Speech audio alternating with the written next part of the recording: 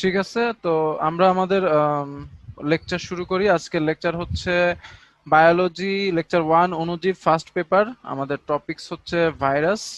তো আসলে ব্যাপারটা হচ্ছে যে মানে ওয়ার্ল্ডের এখন সবচেয়ে বার্নিং ইস্যু হচ্ছে ভাইরাস। কারণ করোনা ভাইরাস আসলে আমাদের লাইফে এমন একটা ইফেক্ট ফেলছে, আমাদের ইভেন স্বপ্ন জাগরণ সব জায়গায় আমরা এই করোনাকেই দেখি। তো এই জন্য হচ্ছে আমরাও উদ্ভাস ডিসিশন নিলাম যে না, আমরা ফার্স্ট চ্যাপ্টার দিয়ে শুরু করব না, আমরা ভাইরাস দিয়ে শুরু করব। আর এটা নিয়ে জানাটাও ইম্পর্টেন্ট। সবার আগে হয়তো লাইফ সেভিং কিছু টিপস তোমরা পেয়ে যাবে ইনশাল্লাহ, যেহেতু ডাক্তার ভাইয়ারাই ক্লাস নিচ্ছে বায়োলজি। সো এজন্য ভাইরাস দিয়ে শুরু করা। এবং আজকের যে টপিকস, এই টপিকসের মানে অধ্যায়ের গুরুত্বপূর্ণ টপিকস গুলো হচ্ছে ভাইরাস, দেখতে পাচ্ছ তোমরা।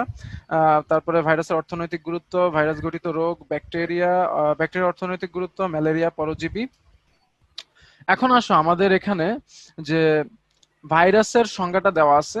উম, তো সংজ্ঞাটা হচ্ছে কি যে নিউক্লিক অ্যাসিড আর প্রোটিন দ্বারা গঠিত অকোষীয়।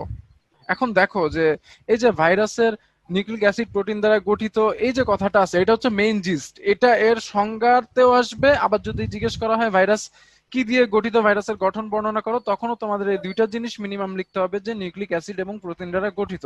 তো এখন আসো, তো এটা আমাদের একটু মনে রাখতে হবে। এখন মনে আছে হয়তো ক্লাস শেষে বা 2 সপ্তাহ পর জিজ্ঞেস করলে ভুলে যাবা, সেটা যেন না হয় এজন্য আমরা একটা ট্রিক্স অ্যাপ্লাই করব। সেটা হচ্ছে কি, দেখো আমাদের দেশের বিরোধী দলটার নাম কি? বিএনপি। আচ্ছা ঠিক আছে, ওকে ফাইন। বিএনপি হচ্ছে আমাদের দেশে বিরোধী দল, বা মানে আওয়ামী লীগ ওকে ভাইরাস হিসেবে ট্রিট করে। সো ভাইরাসের সংজ্ঞা বা গঠন আমরা মনে রাখবো বিএনপি। বিএনপি থেকে আসলে মনে রাখতে হবে ভি এন পি। ভি মানে হচ্ছে ভাইরাস, আর এন তে হচ্ছে নিউক্লিক অ্যাসিড, এবং পি তে হচ্ছে প্রোটিন। তাহলে ভাইরাসের গঠনে কি কি? নিউক্লিক অ্যাসিড আর প্রোটিন। নিউক্লিক অ্যাসিড দেখছো, এই যে দেখতে পাচ্ছ এখন যে নিউক্লিক অ্যাসিড আর প্রোটিন দ্বারা গঠিত। তাইলে আমরা সংজ্ঞাও পেলাম এটা, আবার গঠন জিজ্ঞেস করলে দুইটা জিনিসের নাম বলতে হবে। ঠিক আছে, এখন আসো আবার আমরা দেখি যে প্রোটিন তো আমরা জানি এমনি প্রোটিন, প্রোটিন নিয়ে কোনো কথা না হবে না, প্রোটিন সবাই চিনি। কিন্তু নিউক্লিক অ্যাসিডটা কি এটাও আমরা চিনি, বাট আবার মনে করাই দিই নিউক্লিক অ্যাসিড হচ্ছে দুইটা জিনিস, একটা হচ্ছে ডিএনএ বা ডিঅক্সি রাইবো নিউক্লিক অ্যাসিড, এবং R N A ribonucleic acid. তাইলে নিউক্লিক অ্যাসিড দুইটা, ডিএনএ এবং আরএনএ। ঠিক আছে, এখন আসো আমাদের দেহে যদি চিন্তা করো তুমি, তাইলে আমাদের দেহে কিন্তু ডিএনএও আছে, আরএনএ দুইটা একসাথেই থাকে। ঠিক আছে ভাইয়া, কিন্তু ভাইরাস যেহেতু আমাদের মতো, দেখো আমাদের সাইজ আর ভাইরাসের সাইজ তো সেম না, তাহলে আমাদের যা কিছু শরীরে থাকতে পারবে ভাইরাসের তো অত কিছু থাকা সম্ভব না। এই জন্য আমাদের দেহে যদিও বা ডিএনএ আরএনএ দুটাই থাকে একসাথে, কিন্তু মনে রাখবা, অবশ্যই মনে রাখবা, ভাইরাসে কেবলমাত্র যে কোনো একটা থাকবে, যে কোনো একটা, নট বোথ। দুইটা একসাথে থাকবে না, অর্থাৎ হয় শুধুমাত্র ডিএনএ থাকবে, না হয় শুধুমাত্র আরএনএ। ডিএনএ থাকলে আরএনএ থাকবে না, আর আরএনএ থাকলে ডিএনএ থাকবে না, আরএনএ থাকলে ডিএনএ থাকবে না। ঠিক আছে ভাইয়ারা, এটা কনফার্ম, এটা অবশ্যই মাথায় থাকা লাগবে। এবং এই তাইলে নিউক্লিক অ্যাসিডের ভিত্তিতে যদি জিজ্ঞেস করা হয়, দেখো এই সংজ্ঞা মনে রাখার কত সুবিধা। যদি তোমাকে জিজ্ঞেস করা হয় যে নিউক্লিক অ্যাসিডের ভিত্তিতে ভাইরাস কয় প্রকার, তোমার যদি একটু মাথা খাটাও তাহলে বুঝতে পারবা যে নিউক্লিক অ্যাসিডের ভিত্তিতে ভাইরাস আসলে 2 প্রকার। কেউ কেউ ডিএনএ ভাইরাস, যাদের শুধু ডিএনএ থাকে, কেউ কেউ আরএনএ ভাইরাস, যাদের শুধু আরএনএ থাকে। আশা করি আমরা দেখো একটা সংজ্ঞা থেকে আমরা গঠন এবং আমরা ভাইরাসের প্রকারভেদও জানতে পারলাম। ঠিক আছে, এটা হচ্ছে সুবিধা বুঝে বুঝে পড়লে। এখন আসো নেক্সট। তো এরপরে হচ্ছে অতি আণুবীক্ষণিক নিয়ে বলার কিছু নাই। অতি আণুবীক্ষণিক মানে হচ্ছে তোমার ভাইরাস, মানে নর্মাল যে তোমাদের হয়তো অনেকে কলেজের ল্যাবে বা স্কুলের ল্যাবে কিছু মাইক্রোস্কোপ বা অনুবীক্ষণ যন্ত্র দেখছো, ওই সাধারণ অনুবীক্ষণ যন্ত্রে ভাইরাসকে দেখা যাবে না। তোমার ভাইরাসকে দেখতে হলে অবশ্যই তোমাদের যেটা দেখছো ওটা হচ্ছে আণুবীক্ষণিক যন্ত্র, আরেকটা হচ্ছে আলট্রা মাইক্রোস্কোপ বা অতি আণুবীক্ষণিক যন্ত্র, যেটা তোমাদের ল্যাবে নাই ভাই, ওটা অনেক দামি। আলট্রা মাইক্রোস্কোপের দাম মিনিমাম 2 কোটি টাকার মতো এক একটা। তো ওটা ঢাকা ভার্সিটি বা বিশেষ কিছু ইউনিভার্সিটির ল্যাবে আছে বাংলাদেশে। তো ওই মাইক্রোস্কোপ ছাড়া ভাইরাস দেখা যাবে না, এতটাই ছোট সে। এই জন্য ভাইরাসকে বলা হয় অতি আণুবীক্ষণিক বা আলট্রা মাইক্রোস্কোপিক। ঠিক আছে, যাই হোক। আর এ হচ্ছে বাধ্যতামূলক পরজীবী। বাধ্যতামূলক পরজীবী মানে হচ্ছে ভাইরাস যদি ধরো তোমার হতে পারে, এখন তুমি যেখানে বসে ক্লাস করতেছো তোমার টেবিলের উপর একটা ভাইরাস আছে, কিন্তু সে ভাইরাসটা যতক্ষণ টেবিলের উপর আছে, সে যদি আগামী 1 বছর 100 বছরও তোমার টেবিলের উপর পড়ে থাকে, ভাইরাসটার সংখ্যা বাড়বেও না, কমবেও না, বাঁচবেও না, মরবেও না। সে একটা মানে মনে করো তোমার টেবিলে 100 বছর একটা ধূলিকণা পড়ে থাকলে যেরকম হবে, ভাইরাসটাও ওরকম পড়েই থাকবে ধূলিকণার মতোই। কিন্তু ভাইরাসটা যখন কেবলমাত্র তোমার শরীরে ঢুকতে পারবে, কেবলমাত্র তখনই তার সংখ্যা বৃদ্ধি বা জৈবিক ক্রিয়াকলাপ শুরু হবে। অর্থাৎ ভাইরাসের জীবন ধারণের জন্য কোনো পোষক, পোষক মানে কি, যার দেহে সে পুষ্টি নিবে, সেই দেহটা অবশ্যই দরকার, মাস্ট। এই জন্য বলা হয় বাধ্যতামূলক পরজীবী। আর ব্যাকটেরিয়া কিন্তু বাধ্যতামূলক পরজীবী না, এটাও বলে দিচ্ছি। কারণ কি, ব্যাকটেরিয়া ধরো পোষক লাগে না সব সময়। আমার দেহে ব্যাকটেরিয়া আছে, ঠিক আছে, তারা আমার দেহ থেকে পুষ্টি নিচ্ছে। আবার অনেক ব্যাকটেরিয়া আছে, যেমন নাইট্রোব্যাক্টর বা ক্লোস্ট্রিডিয়াম, এরা হচ্ছে কি যে আমার দেহে লাগে না, এমনি যদি মাটিতে পড়ে থাকে মাটি থেকে পুষ্টি নিচ্ছে, ব্যাকটেরিয়ার ক্ষমতা আছে। এই জন্য ওরা বাধ্যতামূলক পরজীবী না। ব্যাকটেরিয়া যখন মাটিতে থাকে মাটি থেকে পুষ্টি নেয়, যখন আমাদের দেহে ঢুকে তখন আমাদের দেহ থেকে পুষ্টি নেয়, তখন হচ্ছে সে পরজীবী হিসেবে কাজ করে আমাদের দেহে। যখন মাটিতে থাকে তখন সে স্বাধীন জীবনযাপন করে। কিন্তু ভাইরাসের এই ক্ষমতাটা নাই, এজন্য একে বলা হয় বাধ্যতামূলক পরজীবী। কারণ সে বাধ্যতামূলক ভাবে অন্য দেহে থাকতে হবে, নাইলে তার কোনো মানে জীবনের ধারণের ক্ষমতা নাই, ঠিক আছে। এরপরে যাই হোক, তাহলে জীবদেহের অভ্যন্তরেই তো সে সক্রিয় হয়, বোঝা গেল। আর জীবদেহের বাইরে তাহলে কি থাকবে ভাইয়া? নিষ্ক্রিয়। ওকে, নেক্সট স্লাইড। এবার আসো ভাইরাসের আবিষ্কার। ভাইরাসের আবিষ্কার নিয়ে আমি একটা কথা অবশ্যই বলবো, যে প্রথমেই যে এখানে আসলে এই ইনফরমেশন গুলো মুখস্থ করার মতো বই অনেক কিছু আছে, কিন্তু অনেক কিছু মুখস্থ করার দরকার নাই। তোমরা এখানে আমরা মাত্র 3টা ইনফরমেশন দিছি মোটামুটি, মোস্ট ইম্পর্টেন্ট বারবার আসে, এগুলাই মনে রাখবা। এর মধ্যে সবচেয়ে ইম্পর্টেন্ট যে দিমিত্রি আইভানোভস্কি, উনি হচ্ছে ভাইরাসের আবিষ্কারক। হ্যাঁ, তো আসো এটা মুখস্থ রেখো। তো আরেকটা জিনিস আমি বলে দিচ্ছি, আইভানোভস্কি, আই, আই দিয়ে মনে রাখবা। আই মানে আইভানোভস্কি নামটা কিভাবে লেখা হয়? আইভানোভস্কি, তাই না? আইভানোভস্কি আই। আর এই দিয়ে মনে রাখবা উনি হচ্ছে আবিষ্কারক। এটা খুবই ইম্পর্টেন্ট। আর স্ট্যানলির, স্ট্যানলি নামটার মধ্যে একটা টি টি ভাব আছে, তাইলে স্ট্যানলির টি দিয়ে মনে রাখবা সে টিএমবি ভাইরাসকে পৃথক করছে, বাস। ঠিক আছে, ওকে ফাইন। আর এই জন্য সে নোবেল পাইছে। আর সর্বপ্রথম অবশ্যই আমাদের ভাইরাসের বা বসন্ত রোগের কথা উল্লেখ করে এডওয়ার্ড জেনার। ঠিক আছে ভাই, এগুলো মনে রাখবা। ওকে, নেক্সট। এখন আসো ভাইরাসের জীবীয় বৈশিষ্ট্য। শোনো, ভাইরাস নর্মালি আমাদের দেহে ঢুকলে জীব হিসেবে আচরণ করবে। তো আমাদের দেহে ঢুকলে সে জীবের বৈশিষ্ট্য কি?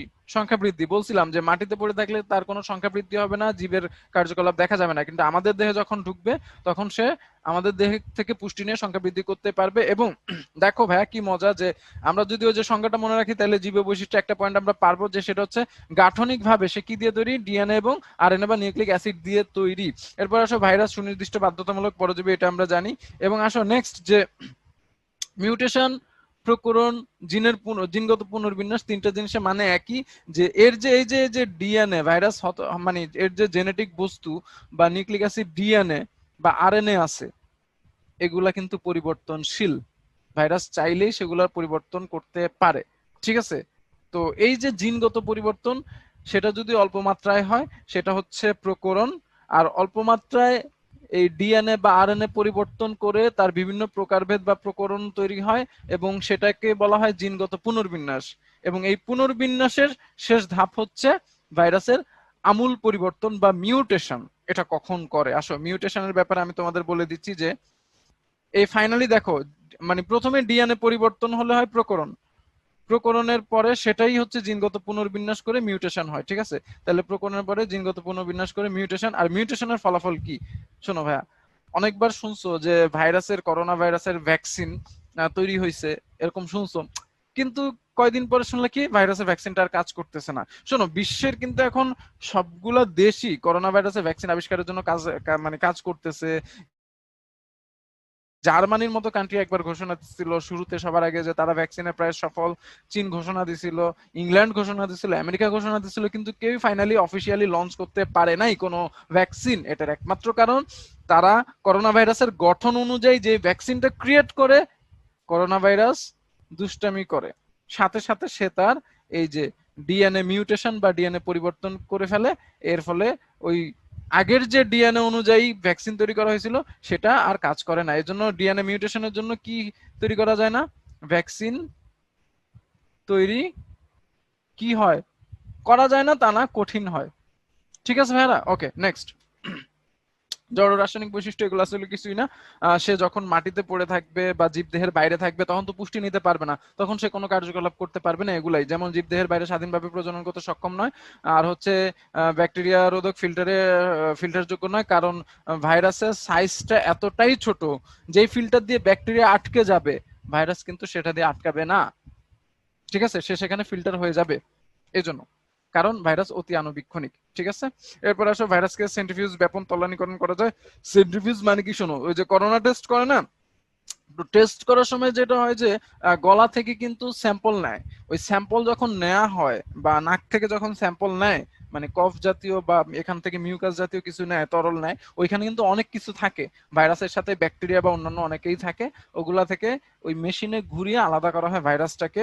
তলানি মানে একটা সেন্ট্রিফিউজ একটা যন্ত্র যেটা মিনিটে 3000 বার পর্যন্ত ঘুরে, ওই যন্ত্র যদি ওই স্যাম্পলটা রাখা হয় তাইলে ওই গতিতে ভাইরাসটা অন্য সবার কাছ থেকে আলাদা হয়ে যায়, ভাইরাসের একটা তলানি পড়ে, ওটাই হচ্ছে সেন্ট্রিফিউজ করা যায়। ঠিক আছে, তো তাইলে ভাইরাসের সেন্ট্রিফিউজ করা যায় এবং ওই সেন্ট্রিফিউজ যন্ত্রে ঘুরেলে তলানিকরণ করা যায়। আর ভাইরাস ব্যাপন করা যায়। ব্যাপন করা যায় মানে কি ভাই, ব্যাপন মানে কি, দেখো একটা ব্যাপন মানে হচ্ছে, ধরো তোমার রুমে একটা পারফিউমের সামান্য একটা আমি পাফ দিলাম, একটা চাপ দিলাম, এর ফলে সামান্য পারফিউমটা সারা রুমে ছড়াই গেল, এটাই তো ব্যাপন, তাই না?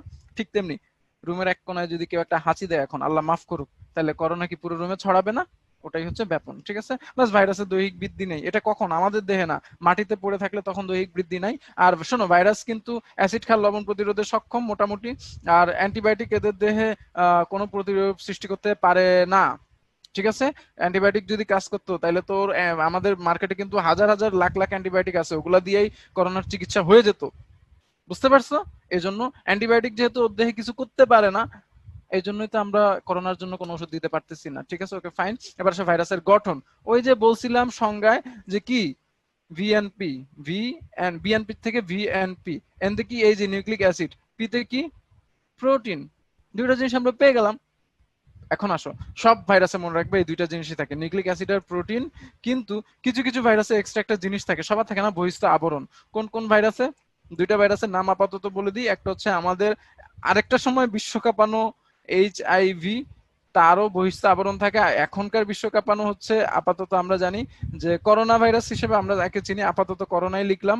এটা আরেকটা মানে অফিসিয়াল আরেকটা নাম আছে, হ্যাঁ, ভাইরাসটা সেটা হচ্ছে তোমরা হয়তো শুনছো সার্স করোনা ভাইরাস 2, বা করোনা আরেক নাম কিন্তু এখনই বলে দিচ্ছি, SARS, SARS Covey 2, SARS corona virus 2। তো এই দুইটার বহিস্থ আবরণ আছে, সবার কিন্তু এই দুইটা আবরণ থাকে না। এই যে বহিস্থ আবরণ আছে, এই জন্যই কিন্তু এক্সট্রা বহিস্থ আবরণ থাকার কারণে এইচআইভি আর করোনা অনেক অনেক কি শক্তিশালী। এদের আসলে এই মানে এদের জন্য কার্যকর ওষুধ তৈরি করাও টাফ। এই যে আসো আমরা একটু দেখে নেই, এই যে ভেতরে এই যে দেখতে পাচ্ছ, এটা হচ্ছে সেই নিউক্লিক অ্যাসিড, ডিএনএ অথবা আরএনএ। ভাইরাসে কি দুইটা একসাথে থাকবে না, হয় আরএনএ অথবা ডিএনএ, যে কোনো একটা থাকবে। তো আবার আরেকটা জিনিস বলি, এইচআইভি এবং সার্স করোনা ভাইরাস 2 দুইটাই আরএনএ ভাইরাস। তো ধরো এদের ভেতরে এটা হচ্ছে আরএনএ নিউক্লিক অ্যাসিড হিসেবে আছে। তো আরএনএ আর হলুদের যে স্তরটা, এটা হচ্ছে প্রোটিন, প্রোটিন আবরণটাকে ক্যাপসিড বলা হয়। আর এটার একক, এই ক্যাপসিডের এককটা হচ্ছে ক্যাপসোমিয়ার, এটার সাব ইউনিট মানে এককটা ক্যাপসোমিয়ার। আর এর বাইরে সবার থাকে না, কিন্তু এইচআইভি আর করোনা সার্স কোভ 2 বা করোনা ভাইরাসের বাইরে এক্সট্রা একটা বহিস্থ আবরণ থাকে। এখন আসো ভাইরাসের বিভিন্ন আকৃতি। তো এর মধ্যে দেখো আকৃতিগুলো জাস্ট দেখে নিবা, আর কিছুই না। যেমন টোবাকো মোজাইক ভাইরাস দণ্ডাকার, টিআইভি বর্তুলাকার। এখন আসো বর্তুলাকার মানে কি, শোনো, বায়োলজি আমরা অনেক বছর এক্সপিরিয়েন্স থেকে দেখছি বায়োলজি সবার ভালো লাগে না, কারণ কি, পোলাপানের আসলে স্টুডেন্টরা, আমার কোনো দোষ নাই আসলে, দোষ হচ্ছে, দোষও না আসলে, পাণ্ডিত্য দেখাইছে কারা, যারা বই লিখছে। দেখো ভাই, বর্তুলাকার শব্দ যখন একটা ছেলে পড়তে যাবে, এরকম অনেক শব্দ বায়োলজি বইয়ে আছে, তখনই তার মানে মুড অফ হয়ে যাবে। বর্তুলাকার শব্দ বুঝতে বুঝতে তার 2-3 ঘন্টা লেগে যাবে, বা এই বর্তুলাকার শব্দের মানে কি, সোর্সটা খুঁজতেই তার পড়ার টাইম এবং মুড ইচ্ছে নষ্ট হয়ে যাবে, বায়োলজি বইয়ের প্রতি ইন্টারেস্ট চলে যাবে। বর্তুলাকার মানে আসলে প্রায় গোলাকার বলা যায়। ঠিক আছে, যদি এখানে তোমার মনে হচ্ছে ডায়মন্ড আকৃতি, না, আসলে ডায়মন্ড আকৃতি না, এটা হচ্ছে আবার এই 3D টাইপের যদি দেখো তাহলে এটা গোলাকারই হবে, টিআইভি। ঠিক আছে, তো বর্তুলাকার মানে প্রায় গোলাকার। তো এটা গোলাকার লিখলে মনে হয় ভালো হইতো, আর পিওরলি গোলাকার হচ্ছে এইচআইভি, আর ডিম্বাকার হচ্ছে ইনফ্লুয়েঞ্জা। এরকম আকৃতিগুলো দেখে নিবা। টিটু এই যে ব্যাঙাচির মতো, ব্যাঙাচি আশা করি সবাই দেখছো, এই যে ব্যাঙাচির মতো। ঠিক আছে, আর ভ্যাকসিনিয়া হচ্ছে পাউরুটি আকার। ভাইরাসের শ্রেণীবিভাগ আকারের ভিত্তিতে, আকার ভিত্তিতে ওই যে একটু আগে আমরা দেখছি দণ্ডাকার কে কে, তাইলে TMV alpha mosaic virus, mumps virus, গোলাকার হচ্ছে পোলিও, এইচআইভি, এইচআইভি অবশ্যই মনে রাখতে হবে, টিআইভি ডেঙ্গু। এবং এর সাথে আমি তোমাদের অ্যাড দিয়ে দিচ্ছি যে গোলাকারে আরেকটা জিনিস চলে আসবে, সেটা হচ্ছে কি করোনা ভাইরাস। হ্যাঁ, মানে কি সার্স। করোনা ভাইরাসের আকৃতি মনে হয় সবাই দেখছো, আমরা শুরুতে যে ছবিটা দেখছিলাম ওটা কিন্তু করোনারই ছিল। হ্যাঁ ঠিক আছে। আচ্ছা, সার্স কোভ 2 বা করোনা ভাইরাস আর লিখলাম না, আমরা এখন থেকে এটাকে সার্স কোভ 2 বলে অভ্যস্ত হবো করোনাকে, কারণ আমরা কিন্তু সাধারণ মানুষ না, আমরা অসাধারণ, আমরা সায়েন্সের স্টুডেন্ট। অন্যরা করোনা বলবে, আমরা সার্স কোভ 2 বলবো। ওকে ফাইন। আর শোনো, বাকিগুলো একটু হালকা করে মুখস্থ করে নিও, খুব একটা প্যারা নাই, কিন্তু প্রথম দুইটা মনে রাখতে হবে ভালো করে। আর গণকেতাকার, হারপিস, ভ্যাকসিনিয়া, ভ্যাঙাচি আকার, টি গুলো সবগুলোই ভ্যাঙাচি আকার। আর সিলিন্ড্রিকার হচ্ছে ইবোলা, সিলিন্ড্রিক্যাল মানে সিলিন্ডারের মতো আর কি দেখতে। আর ডিম্বাকার ইনফ্লুয়েঞ্জা। নেক্সট, ভাইরাসের শ্রেণীবিভাগ।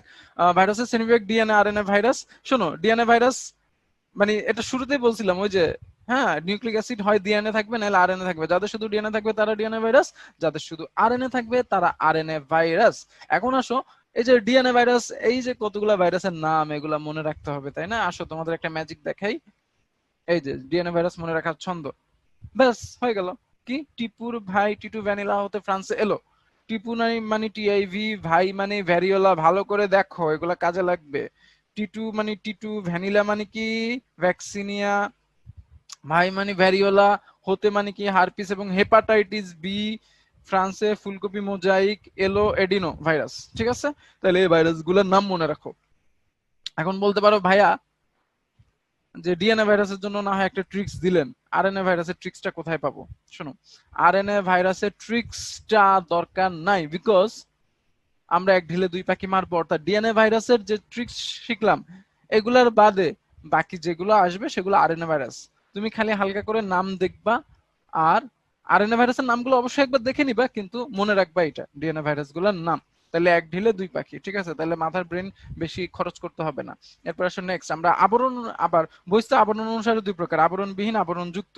দেখো, আবরণযুক্ত ভাইরাসের মধ্যে যেহেতু সার্স করোনা ভাইরাসটা নতুন, এই জন্য এটার নাম বইয়ে অ্যাড নাই, ঠিক আছে? তো আমি অ্যাড করে দিচ্ছি যে আমি দেখো শুরুতে বলছিলাম যে এই আবরণ যুক্তের মধ্যে এইচআইভি আর কি আছে, করোনা। বা আমরা তো সাধারণ অসাধারণ, তাহলে আমরা কি বলবো? SARS CoV 2। ঠিক আছে, বাস। তাহলে এগুলো হচ্ছে আবরণযুক্ত ভাইরাস, আর বাকিগুলো হচ্ছে আবরণ বিহীন। এর সাথে মনে রাখবা যে এইচআইভি সার্সের সাথে হারপিস আর ইনফ্লুয়েঞ্জা। এরপরে আরএনএ ডিএনএ ভাইরাসের পার্থক্য। আসলে আরএনএ ডিএনএ ভাইরাসের পার্থক্য আকৃতি।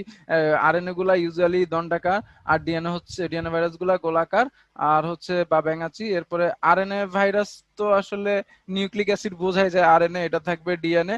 তো আরেকটা ব্যাপার অবশ্যই মনে রাখবা, আরএনএ ভাইরাস অধিকাংশ উদ্ভিদে থাকে, রোগ সৃষ্টি করে উদ্ভিদ দেহে। শোনো, এখানে অনেকে কন্ট্রোভার্সি করে যে ভাইয়া তাহলে করোনা ভাইরাস, এইচআইভি তো আরএনএ ভাইরাস, প্রাণী দেহে কেন রোগ সৃষ্টি করে? আসলে ভাইয়া ব্যাপারটা হচ্ছে মানে অধিকাংশ উদ্ভিদ দেহ বলা হয়েছে, অধিকাংশ নট বলা হয়েছে, শুধুমাত্র উদ্ভিদ দেহ বলা হয় নাই। তো আরএনএ ভাইরাস মানে বেশিরভাগ ক্ষেত্রে উদ্ভিদ দেহে রোগ সৃষ্টি করে, তবে কিছু কিছু কিছু এখন আরএনএ ভাইরাস পাওয়া যাচ্ছে যারা প্রাণী দেহে রোগ সৃষ্টি করে। আসলে ভাই বিজ্ঞান তো সায়েন্স রেগুলার চেঞ্জ হচ্ছে তাই না? হয়তো ভবিষ্যতে আল্লাহ না করুক এমন আরো অনেক আরএনএ ভাইরাস পাওয়া যাবে যারা মানব দেহে মানে এরকম ঝুঁকিপূর্ণ রোগ সৃষ্টি করে। হয়তো ভবিষ্যতে এই ছকটা চেঞ্জ হয়ে যাবে যে না, আরএনএ ভাইরাস আসলে অধিকাংশ প্রাণী দেহে, নট উদ্ভিদ। সেটা ভবিষ্যতের এমসিকিউ। আপাতত এমসিকিউ হচ্ছে অধিকাংশ উদ্ভিদ দেহে এবং প্রাণী দেহ কিন্তু রোগ সৃষ্টি করে, এটা আমাদের মাথায় রাখতে হবে। ঠিক আছে, ওকে ফাইন। আচ্ছা, আর ডিএনএ ভাইরাস প্রধানত প্রাণী দেহ রোগ সৃষ্টি করে। আর সায়ানোব্যাকটেরিয়া কি, এটা অনেকেই জিজ্ঞেস করে। সায়ানোব্যাকটেরিয়া হচ্ছে ওই যে নীলাভ সবুজ শৈবাল, ঠিক আছে, নস্টক। সায়ানোব্যাকটেরিয়া এক্সাম্পল কি? নস্টক। আচ্ছা, যাই হোক। আর হচ্ছে আর আরএনএ ভাইরাস এনভেলাপ বিহীন মানে বহিস্থ আবরণী বিহীন, আর ডিএনএ ভাইরাস এনভেলাপ যুক্ত। ঠিক আছে, ডিএনএ এর ব্যাপার স্যাপার একটু ভিআইপি না। নেক্সট নেক্সট হচ্ছে আমরা মোস্ট ইম্পর্টেন্ট জিনিসে আসছি, যে ভাইরাসের বিভিন্ন জিনিস থাকে। চারটা পয়েন্ট তোমরা অনেকেই মনে রাখতে পারো না। ভিরিয়ন, নিউক্লিক অ্যাসিড, তারপরে প্রিয়ন্স, তারপরে ভিরয়েড। এখন আসলে আমি বলে দিচ্ছি ভিরিয়ন শব্দটার সাথে একটা কথা মনে রাখবা, সংক্রমণ। সংক্রমণ, ঠিক আছে? ভিরিয়ন সংক্রমণ কি মনে রাখবে? ভিরিয়ন সংক্রমণ অর্থাৎ শোনো, এই চারটা সবাই কিন্তু ভাইরাসের আন্ডারেই। এদের মধ্যে ভাইরাসের সম্পূর্ণ অর্থাৎ ভাইরাসে কি থাকে বলছিলাম না, ভিএনপি মানে নিউক্লিক অ্যাসিড আর কি প্রোটিনটাকে কি বলছি আবার, ক্যাপসিড, মনে আছে প্রোটিনটাই ক্যাপসিড। যাই হোক, তাহলে নিউক্লিক অ্যাসিড আর প্রোটিন বা ক্যাপসিড সমন্বয়ে গঠিত যে আমাদের রোগ সৃষ্টি করতে পারে সেটাই হচ্ছে ভিরিয়ন। ঠিক আছে, যেমন করোনা ভাইরাস একটা ভিরিয়ন। ঠিক আছে, ব্যাস।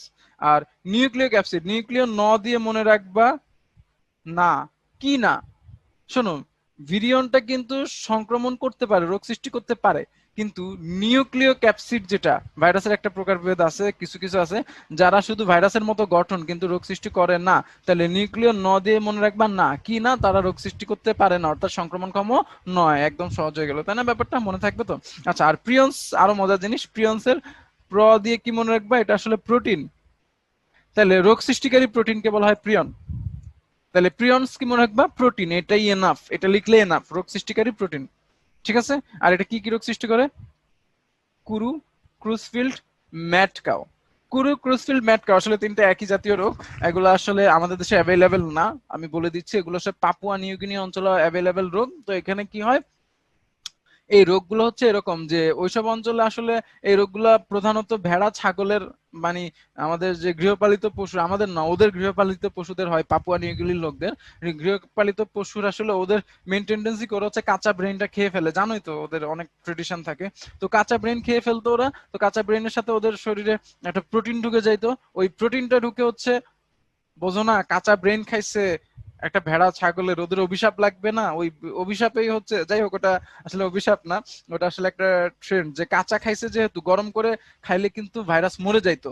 মাইন্ড ইট, রান্না করে খাওয়ার এই সুবিধা, এটাই হালাল খাবারের সুবিধা। ঠিক আছে, কিন্তু কাঁচা খাইলে কিন্তু গরম করা হয় না, তার মানে কি, ওটার মধ্যে ভাইরাস ব্যাকটেরিয়া বা ক্ষতিকর কিছু থাকলে মারা যায় না, এই জন্য কাঁচা খাইছে। কাঁচা খাওয়ার সাথে সাথে ওই মানে জীবাণুটা বা প্রিয়ন্স বা প্রোটিন ভাইরাসটা, সেটা হচ্ছে ব্রেইনে ঢুকছে।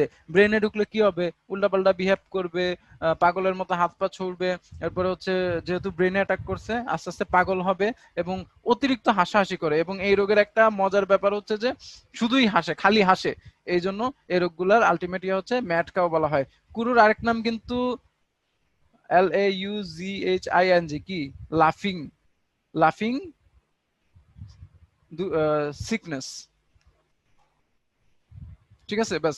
এবার আসো ভিরয়েড, বাকি রইল কে, বাকি রইলো আরএনএ, এটা মনে রাখতে হবে। প্রোটিন গেল, নিউক্লিক অ্যাসিড গেল, ক্যাপসিড গেল, আর বাকি রইলো কে, আরএনএ। তাহলে ভিরয়েড হচ্ছে একটি আরএনএ, এটা উদ্ভিদে রোগ সৃষ্টি করে, আর নারকেল গাছে ক্যাটাং রোগ সৃষ্টি করে। ক্যাটাং রোগ কি, ক্যাটাং রোগ কিছু না, নারকেল গাছে যখন এই ভিরয়েডটা ঢুকে তখন হচ্ছে তার গাছগুলো আস্তে আস্তে ক্ষতিগ্রস্ত হয়, এবং ভাইরাস ঢুকলে কি হবে, আস্তে আস্তে মানুষ যেরকম মারা যায়, নারকেল গাছও মারা যাবে। নারকেল গাছের কথা বলা হয়েছে, ব্যাস, এটাই মনে রাখবা, নারকেল গাছে মেরে ফেলে, নারকেলের ফলন কমিয়ে দেয় কে, ভিরয়েড। এবার আসো ইমার্জিং ভাইরাস। ইমার্জিং ভাইরাস কি, ইমার্জিং মানে হচ্ছে হঠাৎ করে যারা নতুন অন্য কোনো প্রাণী থেকে মানব দেহে আসে, ইউজুয়ালি মানব দেহে না, যে কোনো প্রাণী থেকে আরেক প্রাণীতে গেলেই, তো ইউজুয়ালি আমরা আমাদের নিয়ে কনসার্ন, সো আমরা ইমার্জিং ভাইরাস বলতে বুঝি অন্য প্রাণী থেকে মানব দেহে যারা আসে তারাই হচ্ছে ইমার্জিং। যেমন বানর থেকে মানুষে কোনটা আসছিল, বানর থেকে আসছিল হচ্ছে এইচআইভি, এইচআইভি। ঠিক আছে, বানর থেকে এইচআইভি কিভাবে মানব দেহে আসছে এটা আমি বলতে পারবো না, এটা আসলে অন্যরকম ব্যাপার স্যাপার। ঠিক আছে, তাহলে বানর থেকে মানব দেহে আসছিল এইচআইভি। আর বাকি আসলে সবচেয়ে আমাদের জন্য ক্ষতিকর হচ্ছে এই যে বাদুর, ভ্যাট, ভ্যাম্পায়ার বলি। ঠিক আছে, এই ভ্যাট মানে বাদুর থেকে আসছে সার্স, হ্যাঁ, তারপরে নাইল ভাইরাস। ঠিক আছে, আচ্ছা, এই যে সার্সটাই কিন্তু করোনা। সার্স কিন্তু অনেকগুলা টাইপ আছে, আমাদেরটা একদম সার্সের একটা টাইপ হচ্ছে কি, CoV two, corona virus two. সার্সের একটা টাইপ হচ্ছে কোভ টু বা করোনা ভাইরাস টু। ওই যে চাইনিজরা কাঁচা বাদুর খেয়েছিল, অনেকে শোনো, অনেকে শুনছে যে, অনেকে আমাকে কোশ্চেন করছিল, ভাইয়া আসলে আমরা তো শুনছি মাছ থেকে হয়েছে, মাছ বাজার থেকে হয়েছে। না ভাইয়া, মাছ বাজার থেকে হয় নাই, ওটা মিস ইনফরমেশন। শোনো, নেটেই ফেসবুকে অনেক রকম তথ্য ঘুরে বেড়ায়, সবগুলা ধরা যাবে না, যেগুলো উদ্ভাস বলবে কেবল সেগুলাই ধরতে হবে। ক্লিয়ার? Okay, fine, next. উদ্ভাসে ভাইয়ারা বলবে, ঠিক আছে। এরপর আসো নতুন ইমার্জিং ভাইরাস।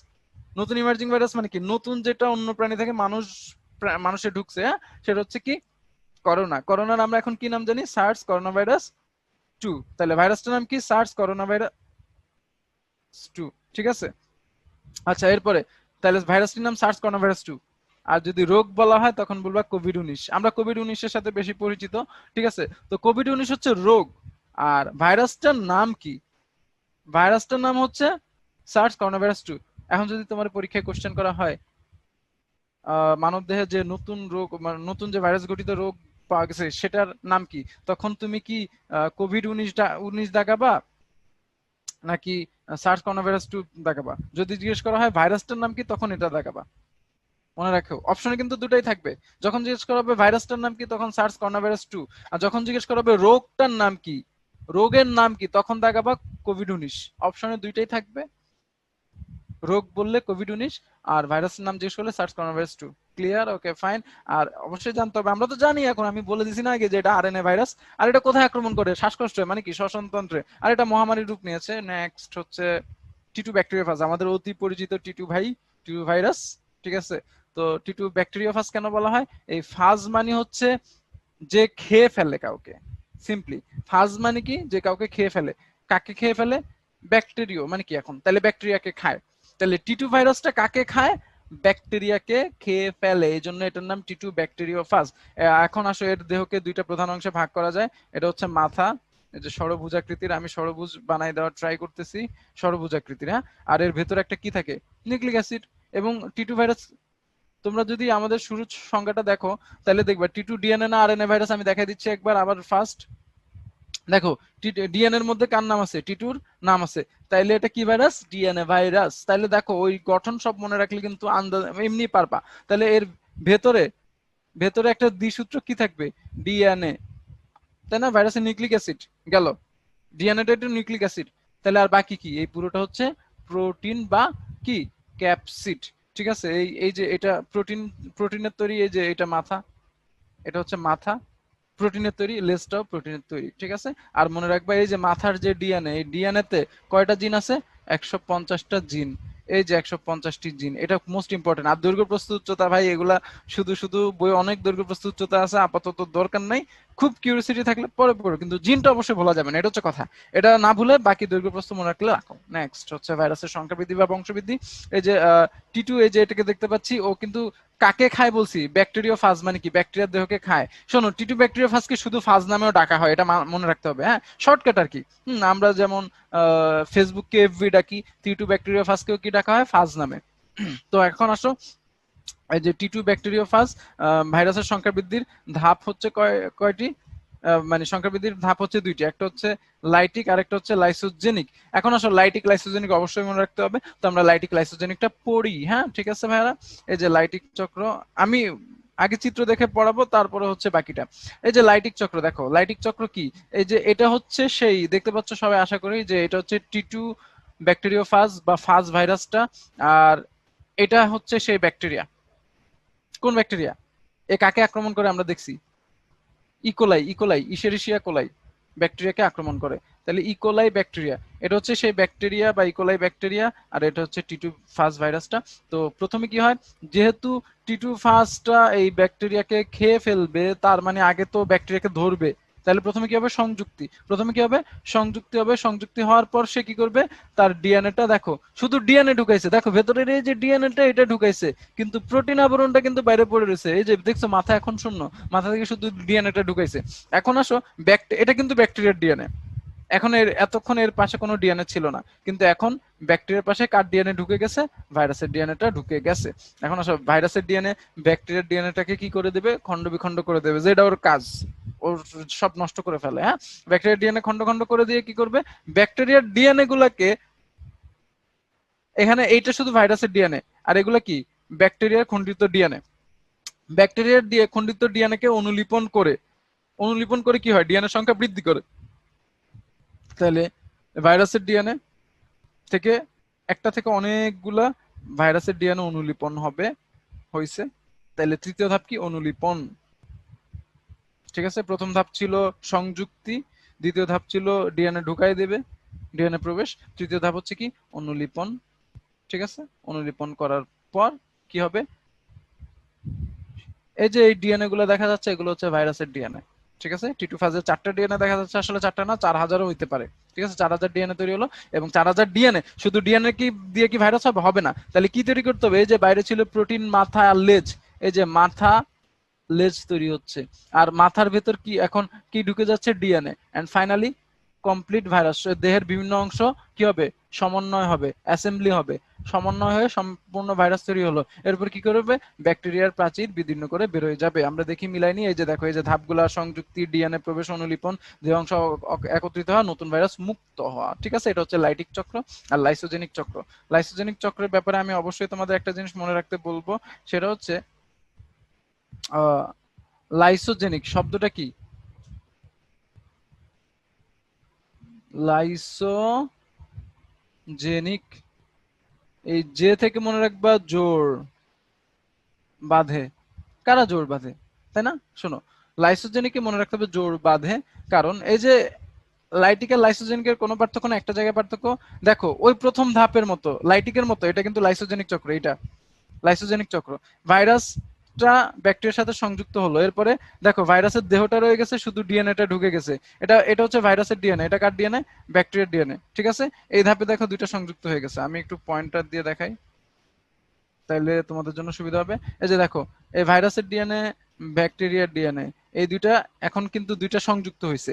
দেখো ভাইয়ারা, লাইটিকে কি করছিল, লাইটিকে হচ্ছে ভাইরাসের ডিএনএটা ব্যাকটেরিয়ার ডিএনএ কে কি করে ফেলছিল, নষ্ট করে ফেলছিল, এবং একা কে ছিল শুধু ভাইরাসের ডিএনএ। কিন্তু লাইসোজেনিকে জোর বাঁধবে বলছি না, লাইসোজেনিক, জেনিক থেকে জোর বাঁধে, কে জোর বাঁধে, ভাইরাসের ডিএনএ ব্যাকটেরিয়ার ডিএনএ জোর বাঁধে, দুইটা মিলে একসাথে কি তৈরি করে, প্রোফাজ, কি তৈরি করে, প্রোফাজ, এবং দুইজন মিলে সংখ্যা বৃদ্ধি হবে। দেখো, দ্বিভাজন প্রক্রিয়ায় একটা ডিএনএ থেকে দুইটা ডিএনএ তৈরি হলো। এরপরে কি হবে, ভাইরাসের কাজ কি, কাজ শেষে আবার ছেড়ে দেওয়া, যেটাকে আমরা বাংলা বলি খেয়ে ছেড়ে দেওয়া, এরকম আর কি টাইপের।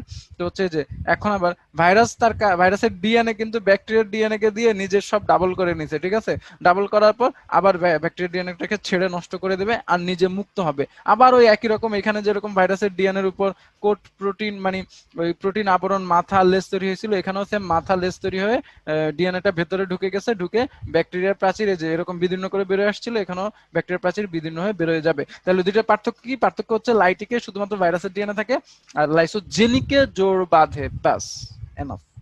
ঠিক আছে, আর লাইসোজেনিকে এখানে কোথায় ঘটে, এটাও ইকোলাই ব্যাকটেরিয়াতে ঘটে। ঠিক আছে, আর লাইটিক লাইসোজেনিকের পার্থক্য এতক্ষণ যা বললাম ওগুলাই সংখ্যা বৃদ্ধি করে আর প্রবেশ করে। আর এখানে কি হয়, ব্যাকটেরিয়ার ডিএনএ এর সাথে যুক্ত হয়, বলছি না, লাইসোজেনিক দিয়ে কি মনে রাখবা, যুক্ত বা জোর। ঠিক আছে, ব্যাস। এরপরে হচ্ছে বিদীর্ণ ঘটে না, এখানে হচ্ছে লাইটিকে টি দিয়ে মনে, লাইটিক লিখতে টি আছে না, এই টি দিয়ে মনে রাখবে, এটা টি সিরিজ যুক্ত ফাজে দেখা যায়, মনে থাকবে। আর লাইসোজেনিকে কোনো টি নাই, এটা তাইলে কোন সিরিজে, ল্যামডা, আর এটা টি থেকে টি সিরিজ। ঠিক আছে, ব্যাস। আর হচ্ছে যেহেতু লাইসোজেনিকে ব্যাকটেরিয়ার ডিএনএ এর সাথে যুক্ত হয়, তার মানে এটা কি দ্বারা নিয়ন্ত্রিত, ব্যাকটেরিয়া দ্বারা নিয়ন্ত্রিত। ঠিক আছে, ব্যাস, একদম ইজি।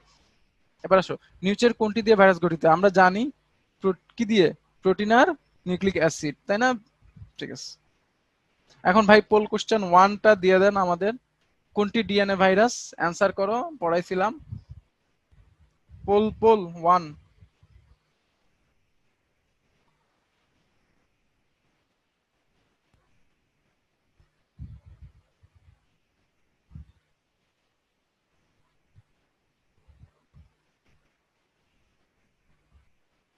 ঠিক আছে, তোমরা ম্যাক্সিমাম সঠিক উত্তর দিচ্ছ।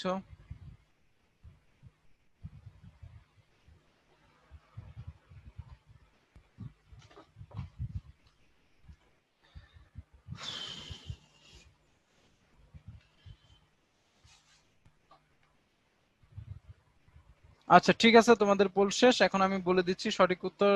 মোটামুটি 56% মাত্র দিছে, বাকিরা আসলে দিতে পারলা না। যাই হোক, এটা হচ্ছে কি, হেপাটাইটিস বি। কোনটি ডিএনএ ভাইরাস, ঠিক আছে, হেপাটাইটিস বি। দেখো ভাইয়ারা, আগেই দেখাইছিলাম তোমাদের এটা, এই যে হেপাটাইটিস বি দেখছো, এই যে ছকে আছে। ঠিক আছে, আর পোল টু যেটা, সেটাও দিয়ে দেন। পোল টু কোনটি আরএনএ ভাইরাসের উদাহরণ নয়, পোল টুটা অ্যান্সার করে এবার দেখি, এবার সঠিক হতেই হবে। আমি ছকটা আবার দেখাইছি এখন, কারণ আমি জানি তোমরা ইনস্ট্যান্ট পারবা, আমার বিশ্বাস আছে তোমরা পারবা।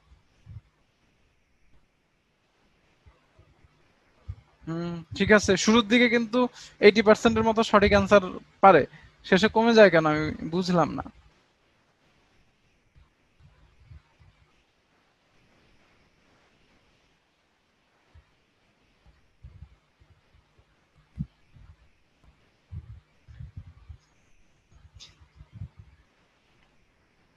ঠিক আছে, পোলটা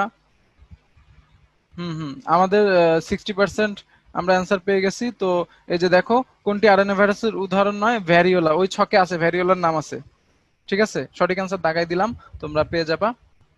নেক্সট, ভাইরাসের উপকারিতা। ভাইরাসের কি আসলে কোনো উপকারিতা আছে? আমরা তো উপকারিতা কিছু দেখতে পাই না, তাই না? অপকারিতাই শুধু দেখতে পাই। আসলে আমি তোমাদের উপকারিতা দেখাচ্ছি। আসলে ভাইরাস উপকারী যেমন অপকারী যেমন উপকারীও আছে। কি, আমরা একটা প্রবাদ আছে না, কাটা দিয়ে কাটা তোলা, ঠিক তেমনি ভাইরাসের ভ্যাকসিন কেবলমাত্র ওই ভাইরাস দিয়ে তৈরি হবে। শোনো ভাইরা, তাহলে মনে রাখো, এখন যে করোনা ভাইরাসের ভ্যাকসিন নিয়ে যারা কাজ করতেছে, মনে রাখো তারা করোনা ভাইরাস নিয়ে কাজ করতেছে। কারণ করোনা ভাইরাসের ভ্যাকসিন তৈরি হবে করোনা ভাইরাস থেকেই, বুঝতে পারছো? তাদের প্রতি অবশ্যই বিনম্র শ্রদ্ধা। যারা এই ভ্যাকসিন নিয়ে কাজ করতেছে তারা দিনরাত ভাইরাস নিয়ে বসে রয়েছে, মনে থাকবে। Okay fine. তো ভাইরাস দিয়ে তৈরি টিকা, অর্থাৎ ভাইরাস দিয়ে টিকা তৈরি হয় কোন কোন রোগের? মনে রাখবা কিভাবে? জনে জনে জনে পাশে বসে টিকা খাই। ভাইরাসের টিকার ইয়াটা মনে রাখবা কি, জনে জনে পাশে বসে টিকা খাই। অর্থাৎ ভাইরাস দিয়ে তৈরি হয় সব রোগের টিকা কিন্তু তৈরি হয় না, এই রোগগুলোর টিকা তৈরি হয়। কি কি?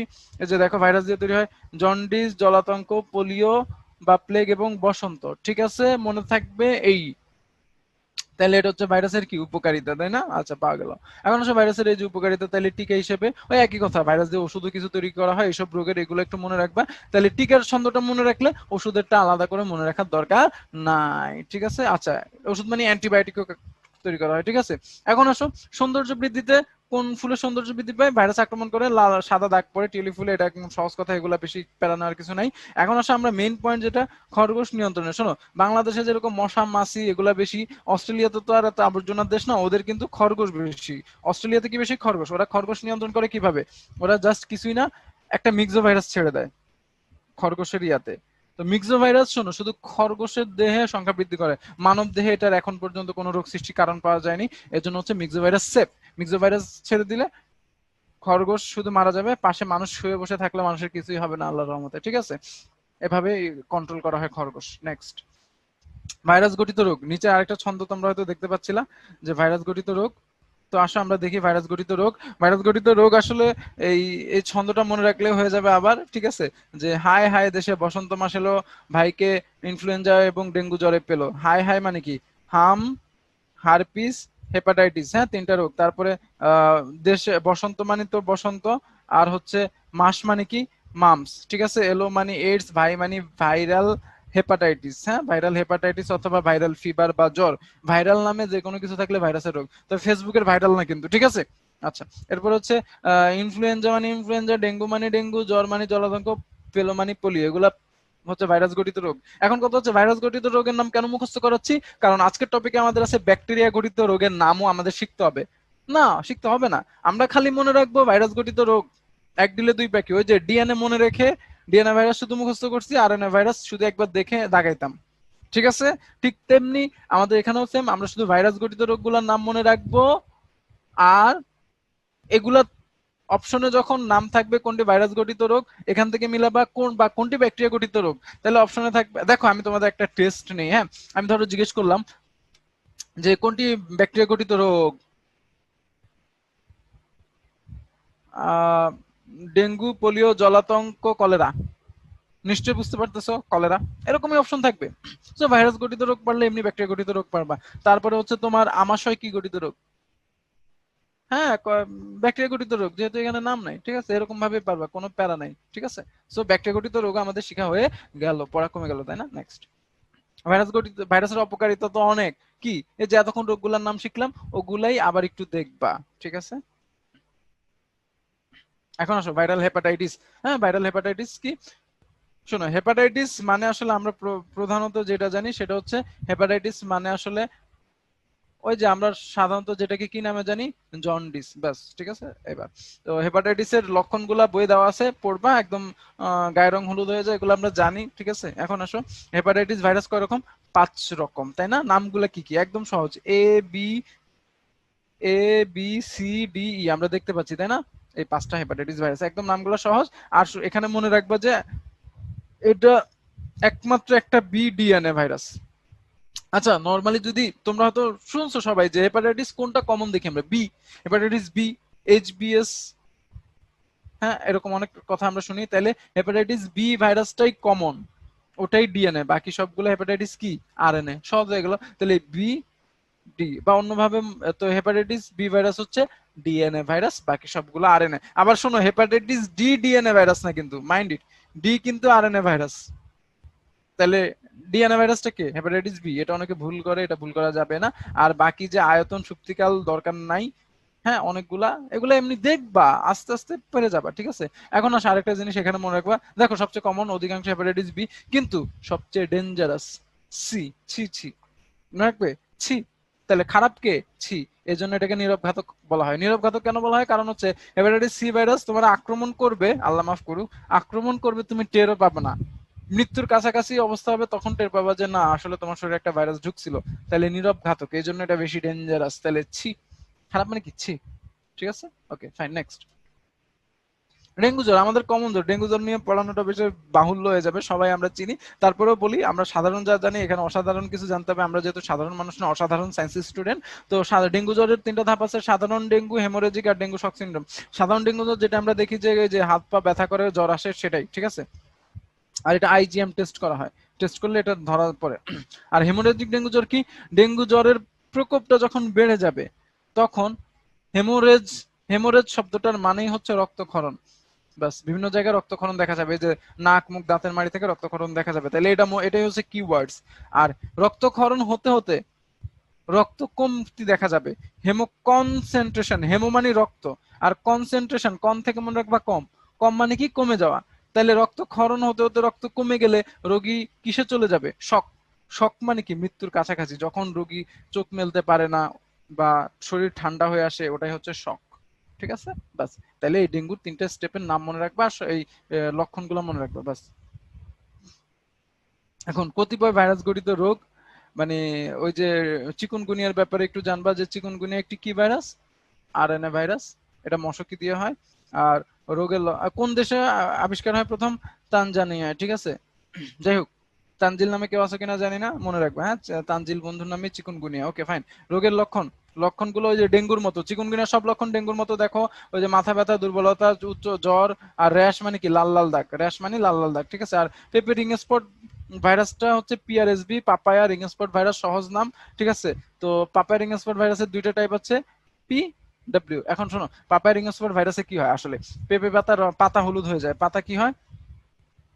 হলুদ। আচ্ছা, পাতা হলুদ হলে কি কমে যায়? সালোক সংশ্লেষণ বা পিএস মানে ফটোসিনথেসিস বা সালোক সংশ্লেষণ। তাহলে পাতা হলুদ মানে কি? সবুজ, সবুজত্ব কমে গেল। সবুজ কমে গেলে কি হয়?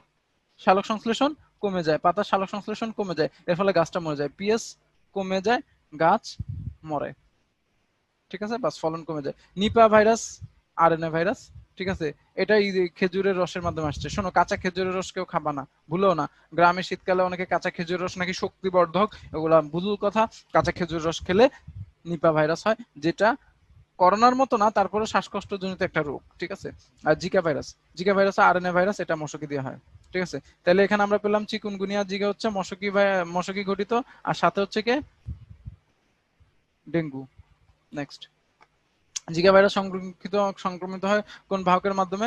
এখানে অপশন দেওয়া আছে, আসলে এডিস, ঠিক আছে। আর টুংরো ভাইরাস কার হয়? টুংরোর ব্যাপারটা বলে দিই, ধান। টুংরো কার হয়? ধান, ধান, ধান জাতীয় খাবার। পোল 3 দিয়ে দেন। ডেঙ্গু ভাইরাস, আচ্ছা ডেঙ্গু ভাইরাসের নাম কি? ডেঙ্গু রোগের ভাইরাসের নাম কি আসলে? আচ্ছা, এটা যারা পড়ছে, এটা হচ্ছে তাদের টেস্ট, যাদের বইয়ের সাথে সম্পর্ক আছে আসলে। এটাই তোমাদের অ্যাসিড টেস্ট। সবকিছুতে আমি আগে বলে দেব না। দেখি কারা বইয়ের সাথে সম্পর্ক আছে, এখন বোঝা যাবে। এটা হচ্ছে অরিজিনাল টেস্ট, ঠিক আছে।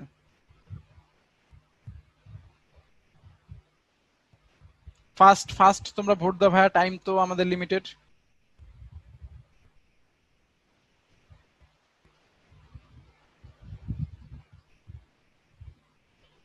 ঠিক আছে, আমাদের কংগ্রাচুলেশন, 70% পারছো, যেটা আমি মানে বলি নাই, কারণ আমি যা এটা পোল কোশ্চেন, সপ্তাহে কোশ্চেন আউট করা যায় না। প্রথমবার আউট করছি বলে বারবার করবো নাকি? তো এটা হচ্ছে কি ভাইরাস? ফ্লাভি ভাইরাস। বই একটু দেখে নিও, হ্যাঁ, ঠিক আছে। এটা ইচ্ছে করে রাখি নাই, ঠিক আছে, যেন তোমাদের বইয়ের সাথে সম্পর্ক দেখতে চাইছিলাম। পারছো তোমরা 70%। আগের যেটা আমার স্লাইডে ছিল সেটা পারছো মাত্র 56%, কিন্তু যেটা আমার স্লাইডে ছিল না সেটা 70% পারছো, এই জন্য আমি বেশি খুশি হয়েছি।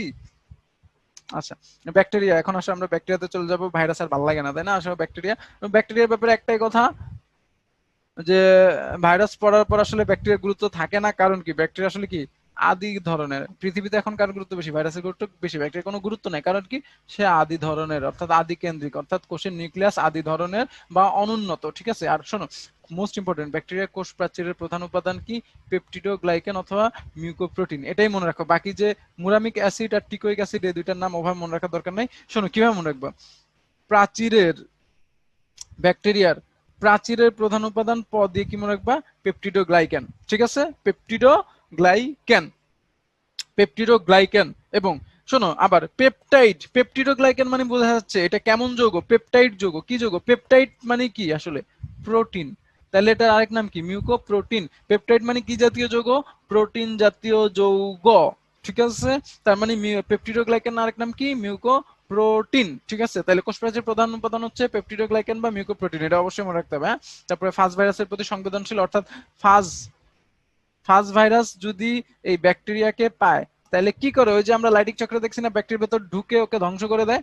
হ্যাঁ, তার মানে এরা ব্যাকটেরিয়ার প্রতি ফাজ ভাইরাস সংবেদনশীল, অর্থাৎ এদেরকে পেলে একদম। ঠিক আছে, এরপরে নেক্সট হচ্ছে এরা কত অবায়বীয় এবং বায়বীয়। অবায়বীয় মানে হচ্ছে যারা বায়ু সহ্য করতে পারে না, অর্থাৎ অক্সিজেন থাকলে বাঁচতে পারে না। এক্সাম্পল কি? Clostridium, Clostridium. ঠিক আছে, আচ্ছা এই নামটা একটু মনে রেখো। আর অবায়ু সুবিধাবাদী, সুবিধা মানে কি?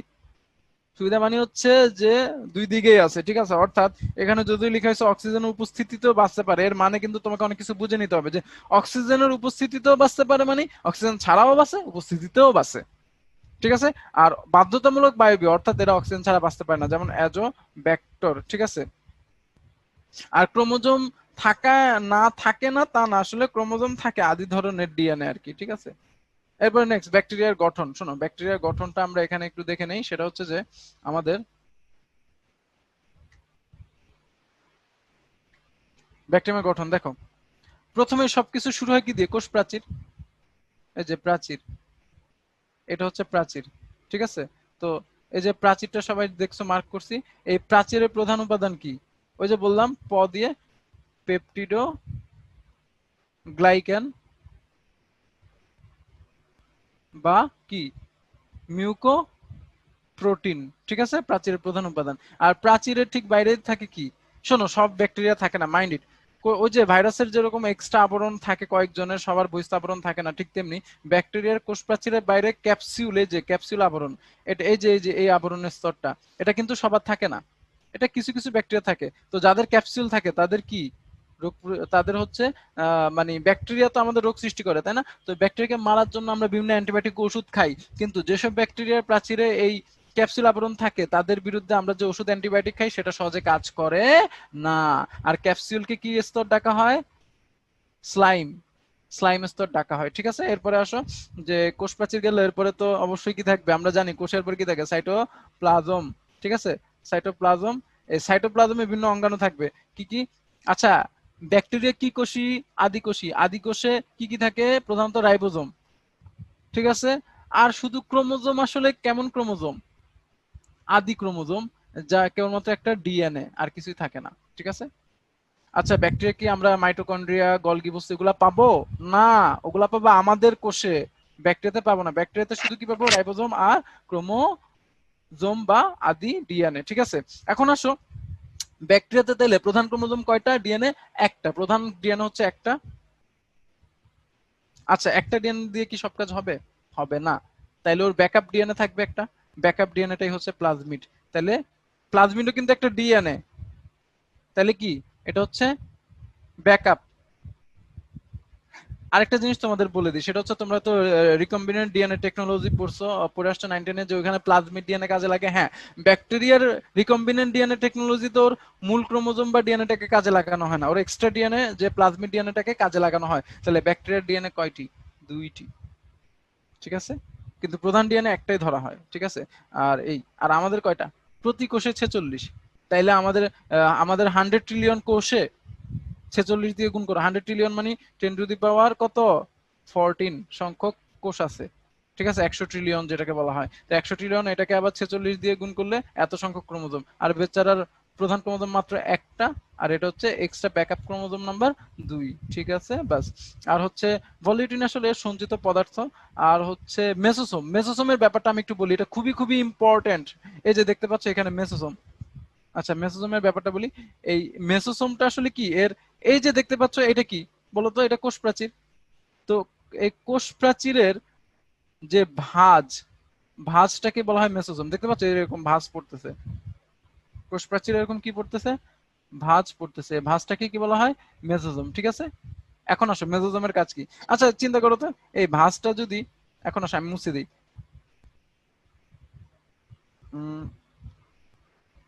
যদি ভাঁজটা, মেসোসোম ভাঁজটা আরো বড় হতে থাকে, এরকম বড় হচ্ছে, দেখতে পাচ্ছ নিশ্চয়ই সবাই, মেসোসোম ভাঁজটা বড় হচ্ছে, এই যে মেসোসোম ভাঁজটা যদি বড় হয়, হ্যাঁ, তারপর যদি আরো বড় হয়, মেসোসোম ভাঁজটা আরো বড় হয়, তাহলে কি হবে, একটু বুদ্ধি আছে যাদের তারা বুঝে ফেলছো নিশ্চয়ই, কোষটা কয় ভাগ হয়ে যাবে, 2 ভাগ। তাইলে মেসোসোমের কাজ কি, কোষ বিভাজন, ঠিক আছে। আর এর বাইরে আর কি আছে, এখানে ফ্লাজেলা, এই যে দেখো ফ্লাজেলা এটা, আর এটা হচ্ছে পিলি, এ বাই উপরের এটাও পিলি, ঠিক আছে। তাহলে এগুলা ফ্লাজেলা, এগুলা ফ্লাজেলা, আর এটা কি, পিলি। তো ফ্লাজেলা আর পিলি পার্থক্য কি শোনো, আগে পিলি বলি, পিলির প দিয়ে মনে রাখবা, পোষকে আটকে রাখে,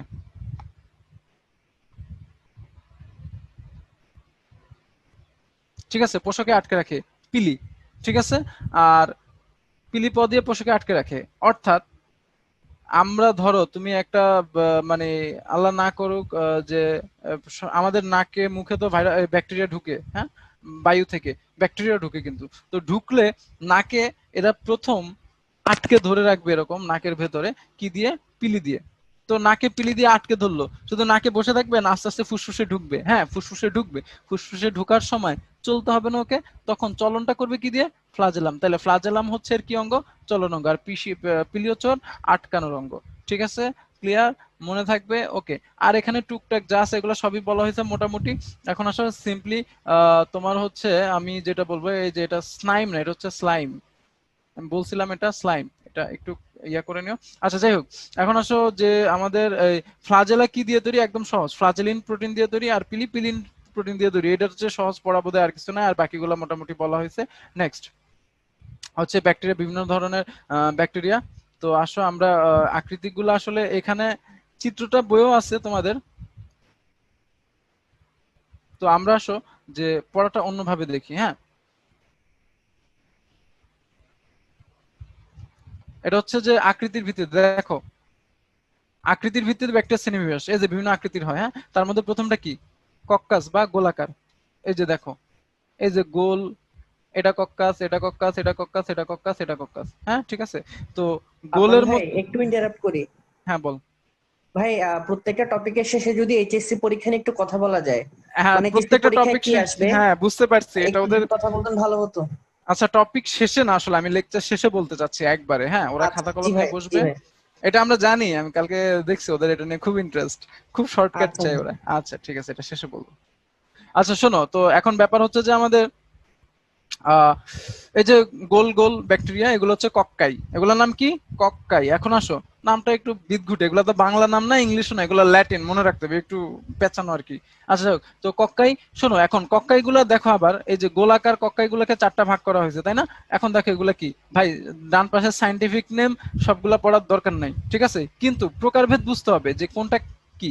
দেখো প্রথমটা হচ্ছে মাইক্রোকক্কাস, যেগুলা একা একা থাকে সেগুলাই মাইক্রো।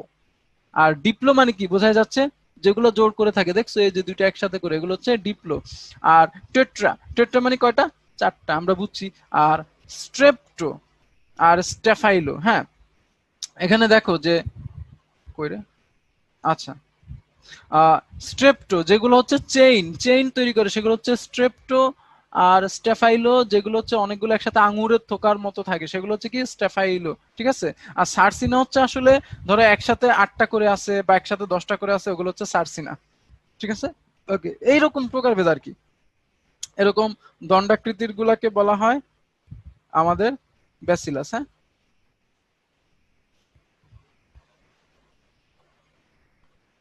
আচ্ছা, তো দণ্ডাকৃতির ব্যাসিলাস, ব্যাসিলাস ব দিয়ে, ব্যাসিলাস শব্দটার মধ্যে একটা কি ভাব আছে, বাঁশ, তাহলে ব্যাসিলাস বাঁশ, বাঁশ মনে রাখবে। আর বাঁশ দেখতে কেমন এটা আমরা সবাই জানি, বাঁশ দেখতে কেমন এরকম দণ্ডাকার, তাহলে ব্যাসিলাস ব্যাকটেরিয়াতে দেখতে কেমন, দণ্ডাকৃতির। হ্যাঁ, এই যে এগুলো সব ব্যাসিলাস, ঠিক আছে, বাঁশের মতো দেখতে। আর এই কমা আকৃতির আছে কিছু, কমা আকৃতির ব্যাকটেরিয়াটার নাম অবশ্যই মনে রাখতে হবে, আর যাই করো না কেন। এই যে কমাকৃতির ক দিয়ে কি, কলেরা। আর সর্পিলাকার মানে কি, সর্পিলাকার মানে এরকম স্পাইরাল করাও না খাতা, স্পাইরিলাম, খাতায় স্পাইরাল করাইছো না, এই যে স্পাইরাল। আর সর্পিল মানে কি আসলে সাপের মতো পেঁচানো, ওই একই কথা, ঠিক আছে। এগুলোর নাম এত মনে রাখার দরকার নেই, এটার নাম এমনিও সোজা আসবে না। আমরা কমাকৃতির কলেরা, ভিব্রিও কলেরি, এটা মনে রাখতে হবে। আর তারকাকার এখানে যে বাকি আকৃতিগুলো, এই যে তারকাকার, হ্যাঁ, তারপরে এটা সর্পিলাকার দিছে ওরা, এটা আর একটু বাঁকানো দেওয়া উচিত ছিল, ঠিক আছে। এই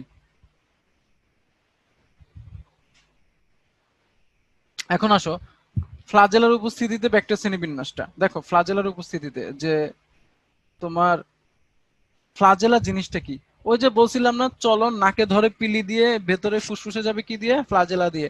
এই ফ্লাজেলার ভিত্তিতে দেখো, প্রথমটা অ্যাট্রিকাস। অ্যাট্রিকাস মানে কি, যার ফ্লাজেলা নাই, আমি চিত্র দেখে বলতেছি। মনোট্রিকাস হচ্ছে যার একটাই ফ্লাজেলা, মনো মানে এক, আর অ্যামফি, শোনো অ্যামফিবিয়া শব্দটার সাথে আমরা পরিচিত। অ্যামফিবিয়া মানে কোন পর্ব, উভচর, তাই না? তাহলে অ্যামফি মানে কি, উভ মানে কি দুই, তাহলে তাহলে অ্যামফিট্রিকাস মানে কি, যার ফ্লাজেলা কয়টা, দুইটা, ঠিক আছে। আর সেফালো মানে আসলে এটা ল্যাটিন শব্দ, এটা মানে আমাদের বুঝতে হবে যে মানে শীর্ষে, শেফালো স দিয়ে কি মনে রাখবা, শীর্ষে, সরি শীর্ষে, আহ, তো শীর্ষে, তো এই যে এটা হচ্ছে সেফালো, শীর্ষে, হ্যাঁ। আর লফো, 5 নাম্বার, লফো, লফো মানে দুই প্রান্তে অনেকগুলা, দুই প্রান্তে অনেকগুলা, ঠিক আছে। অ্যাম্ফি ছিল দুইটা, নট অনেকগুলা, অ্যাম্ফি মানে দুই। আর লফো একই জিনিস কিন্তু অনেকগুলা করে, হ্যাঁ। আর পেরি মানে কি, পেরি মানে আমরা জানি পাশে, পাশে মানে আসলে চারপাশে। তাহলে দেখো এটা পেরিট্রিকাস, চারপাশে অনেকগুলা করে ফ্লাজেলা, হ্যাঁ, ঠিক আছে। এই এখন এই যে এক্সাম্পল গুলো একটু মনে রাখতে হবে, দরকার নাই, শুধু তোমরা মনোট্রিকাস কলেরাটা মনে রাখবা, ঠিক আছে। শোনো একটা জিনিস বলি বারবার, এখন করোনার যুগ, একসময় এরকম কলেরার যুগ ছিল, ক নামটাই খারাপ, ঠিক আছে। তো যেই জিনিসগুলো আমাদের মানব দেহে ব্যক্তিগত বা প্র্যাকটিক্যাল লাইফে যে ভাইরাস ব্যাকটেরিয়া গুলার প্রয়োগ আছে, সেগুলাই ইম্পর্টেন্ট, এটাই। বাকিগুলো মনে রাখো যদি বেশি ইয়া লাগে, ভাল লাগে, তাহলে মনে রাখো, সমস্যা নেই। আচ্ছা, এবার আসলে রঞ্জক ভিত্তিক শ্রেণীবিন্যাস। রঞ্জক ভিত্তিক শ্রেণীবিন্যাস হচ্ছে দুই প্রকার, গ্রাম পজিটিভ নেগেটিভ। আমি জানি এটা কেউই আসলে ভালো করে আইডিয়া নাই, কিছুই আইডিয়া নাই, ঠিক আছে। তোমাদের বই ছোট্ট করে লেখা আছে কিন্তু যে এটা সিলেবাসের বহির্ভূত, এটা বলে আবার লিখেও দিছে বইয়ে, এটা খুব বাজে কাজ হয়েছে, তাই না? আচ্ছা, ঠিক আছে, দিলে ভালো করে দেওয়া উচিত। আচ্ছা, তো রঞ্জন ভিত্তিক শ্রেণীবিন্যাস মানে কি, শোনো একটা ব্যাপার বলি। ধরো কারো গলায় কাশি হইছে, ঠিক আছে। তো কাশি হইলে এটা আসলে তোমাদের সিলেবাসের অন্তর্ভুক্ত নয় কেন আগেই বলে দিই, এটা আসলে চিকিৎসা ক্ষেত্রে যখন তোমরা ডাক্তার হবা তখন কাজে লাগবে, তাও বলে দিচ্ছি। এজন্য বইয়ে পুরোপুরি বলা নাই, কারণ বই তো ডাক্তাররা লিখে নেয়, ওরাও ভালো করে জানি না কতদূর বুঝছে। এখন আসলে নেক্সট নেক্সট হচ্ছে কি, যে এই যে আহ, বলছিলাম যে কারো যদি ধরো গলায় কাশি হইলো, বা নাকে একটা ফোড়া হইলো, হ্যাঁ, বা পেট খারাপ হলো, এগুলা কিন্তু ব্যাকটেরিয়া দিয়ে হইতে, ম্যাক্সিমাম রোগগুলো ব্যাকটেরিয়া দিয়ে হয়, হ্যাঁ। তো আমরা তো যাই হোক বুঝলাম যে ডাক্তার তো তোমার রোগের লক্ষণ শুনলে বুঝবে, হ্যাঁ এটা ব্যাকটেরিয়া দিয়ে হয়েছে। তো ধরো ব্যাকটেরিয়া দিয়ে হয়েছে, এখন গলায় তো হাজার রকমের ব্যাকটেরিয়া ঢুকতে পারে। তো ব্যাকটেরিয়া কোন ব্যাকটেরিয়া দিয়ে হয়েছে এটা জানার জন্য কি করবে, গলা থেকে একটা স্যাম্পল নেবে। স্যাম্পল মানে কি, একটা নমুনা সংগ্রহ করবে, হ্যাঁ, কিছু মানে গলা থেকে কিছু কফ ধরো নিল, নিয়ে এটা ল্যাবে নিয়ে গেল। কফের মধ্যে কি আছে, ব্যাকটেরিয়া। তো এখন ব্যাকটেরিয়াটা নিয়ে ল্যাবে নিয়ে একটা মানে আর্টিফিশিয়াল রঞ্জক মানে একটা রঙিন করে, রঞ্জক মানে কি, যে রঙিন করে। তো আণুবীক্ষণিক রঞ্জক, ব্যাকটেরিয়া তো আণুবীক্ষণিক, তাহলে আণুবীক্ষণিক রঞ্জক দিয়ে ব্যাকটেরিয়া গুলাকে রং করা হবে। ওই রংটার কালার কি, ওই রঞ্জকটার কালার কি, ভায়োলেট। কি ভায়োলেট মানে কি, বেগুনি। এই যে আমার শার্টটা কিছুটা ভায়োলেট মেবি, ঠিক আছে, হয়তো ক্যামেরা বোঝা যাচ্ছে না। তো ব্যাপার হচ্ছে যে এই যে ভায়োলেট কালার, তো আমি ভায়োলেট কালার দিয়ে রং করলাম ওদেরকে ল্যাবে স্যাম্পল নিয়ে। যারা এই ভায়োলেট কালারটা ধরে রাখবে তারাই পজিটিভ। পজিটিভ মানে কি, ভালো, যে ধরে রাখতে পারে সেই তো পজিটিভ, তাই না? তাহলে মনে থাকবে, যাদেরকে ওই যে মানে শনাক্ত করার জন্য, রোগ শনাক্ত করার জন্য স্যাম্পল বা নমুনাটাকে রং করা হলে সেই রংটা যারা ধরে রাখে তারাই কি, ধরে রাখা মানে কি পজিটিভ, তারাই গ্রাম পজিটিভ। উদাহরণটা একটু মনে রাখো, এটা ব্যাসিলাস সাবটিলিস, ঠিক আছে। আর হচ্ছে গ্রাম নেগেটিভ, যাদের রং ধুয়ে যাবে, যাদের রং ধুয়ে যাবে, মানে যারা রংটা ধরে রাখতে পারবে না তারা নেগেটিভ। এখানে অনেকে কোশ্চেন করবে যে তাহলে স্যাফরানিনের লাল রং ধরে রাখবে মানে কি? মানে হচ্ছে যারা ওই রংটা ধরতে পারবে না তাদেরকে আবার আরেকটা কেমিক্যাল দেওয়া হয় রঞ্জক, সেটার নাম স্যাফরানিন, তার রংটাও ধরে রাখতে পারবে। হ্যাঁ, তাহলে নেগেটিভের রং কি? লাল। আসলে আমরা জানি নেগেটিভ মানেই কি লাল সিগন্যাল, রেড সিগন্যাল মানে কি নেগেটিভ ব্যাপার স্যাপার। তাহলে গ্রাম নেগেটিভ কোন রংটা ধরে রাখে?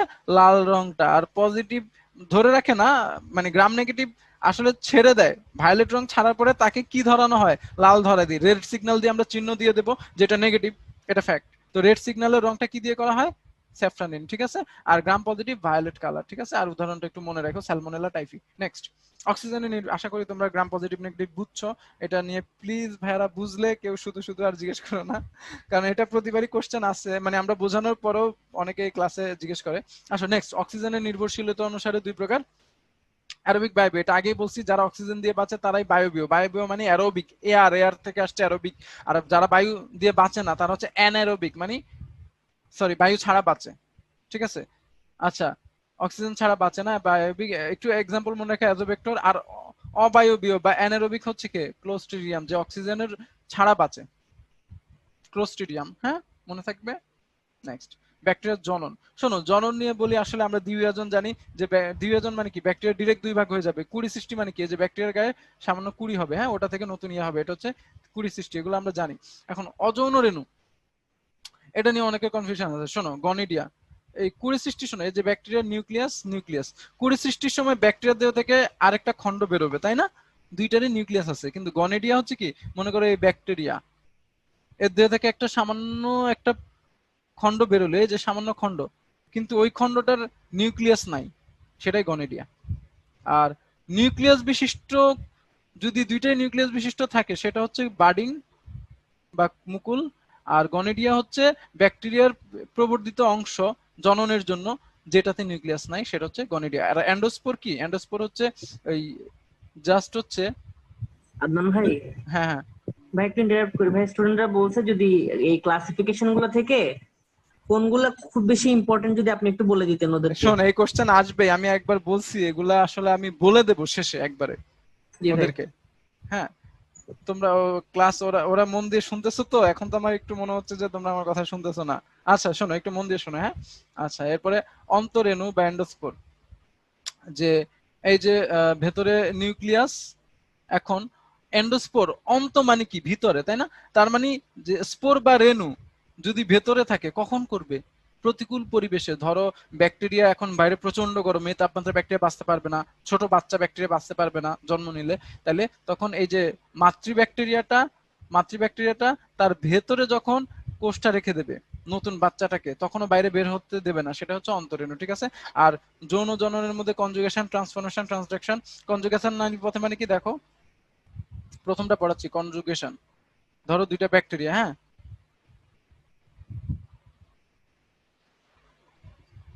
তো হ্যাঁ এদের মধ্যে ইয়া আছে, সংযোগ। এখন মনে করো এই যে দুইটা ব্যাকটেরিয়া, হ্যাঁ, এর মধ্যে এই যে এটা হচ্ছে আর কি ক্রোমোজোম বা ডিএনএ। তো এদের মধ্যে মনে করো এখন একটা নালী সৃষ্টি হলো, এই যে দেখো, এই যে নালী, এটার নামই কনজুগেশন নালী। ব্যাকটেরিয়ার মধ্যে কি সৃষ্টি হলো? নালী সৃষ্টি হলো পাশাপাশি এসে। এর ফলে কি হবে জানো? ধরো এটার ডিএনএটা, এটার এই যে ভেতরের ডিএনএটা এটার এটাতে গেল, ঠিক আছে, এটার ডিএনএটা ওটাই গেল, এটা হচ্ছে কনজুগেশন। তাহলে এইটার ডিএনএ যদি ওইটা দেয়, তাহলে এটা থেকে এটা ওইটাই গেল, তাহলে এটার ডিএনএটা কি হবে? নাই, বা কমে গেল। এটার ডিএনএ হয়তো ছোট হয়ে গেল, এটার ডিএনএ ম্যাক্সিমাম অংশ এটা ঢুকে গেল, আর এটার ডিএনএ কমে গেল।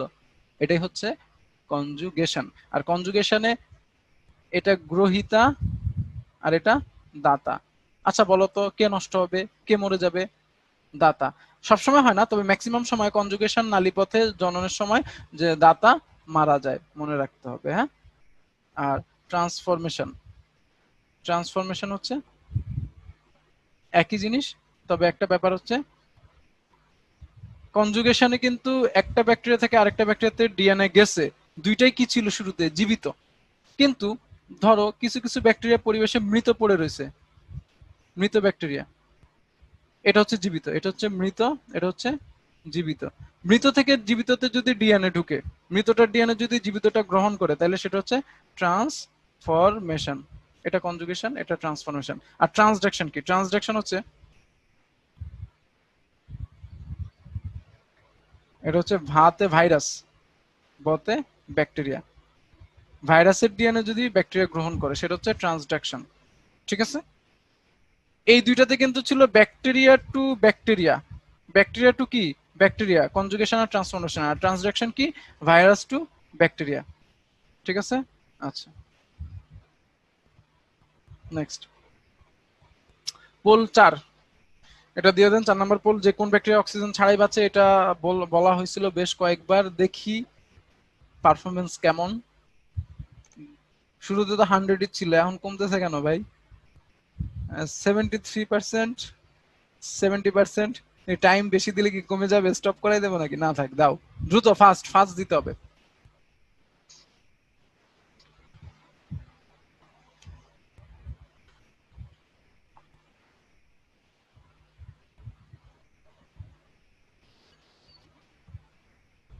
ফাস্ট। এই এবারে এত স্লো কেন? Fast fast. আর টাইম দিলা। আচ্ছা যাই হোক, 54% সঠিক উত্তর দিছো। ক্লোস্ট্রিডিয়াম।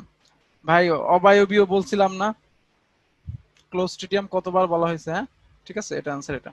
ঠিক আছে, নেক্সট পোল 5 দিয়ে দেন 5 নাম্বারটা।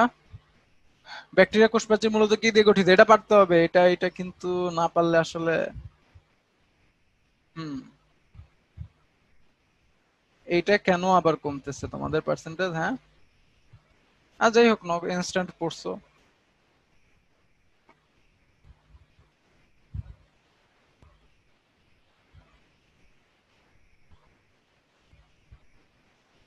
ঠিক আছে, এটা ভালো পারছো, 73%। কিছুটা হ্যাপি। যাই হোক, এটার অ্যান্সার হচ্ছে কি? মিউকোপ্রোটিন। ওই যে বলছিলাম না, ব্যাকটেরিয়া কোষ প্রাচীর। ব্যাকটেরিয়া কোষ প্রাচীর কি দিয়ে তৈরি? হুম, প্রধান উপাদান কি? ওই যে কি, পেপটিডোগ্লাইকেন বা মিউকো পেপটাইডের থেকে কি বলছি? প্রোটিন। তাহলে পেপটিডোগ্লাইকেন বা মিউকো প্রোটিন।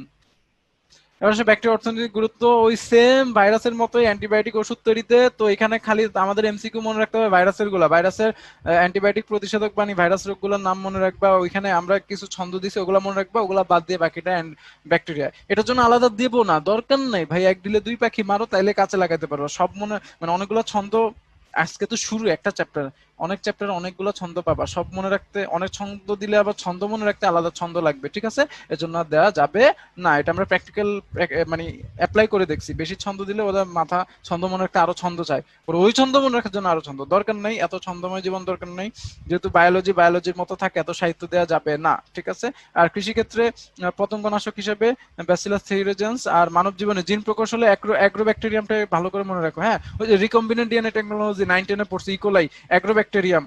অ্যাগ্রো মানে কি? এগ্রিকালচারাল কাজে ইউজ করা হয়, এই জন্য অ্যাগ্রোব্যাকটেরিয়াম। হ্যাঁ, তারপরে ব্যাকটেরিয়া অপকারিতা মানে ব্যাকটেরিয়ার রোগ। এটা তো মনে রাখার কিছু নাই, বলছি না ভাইরাসের রোগের ছন্দ দিছি। ভাইরাস থেকে মনে রাখতে হবে কি?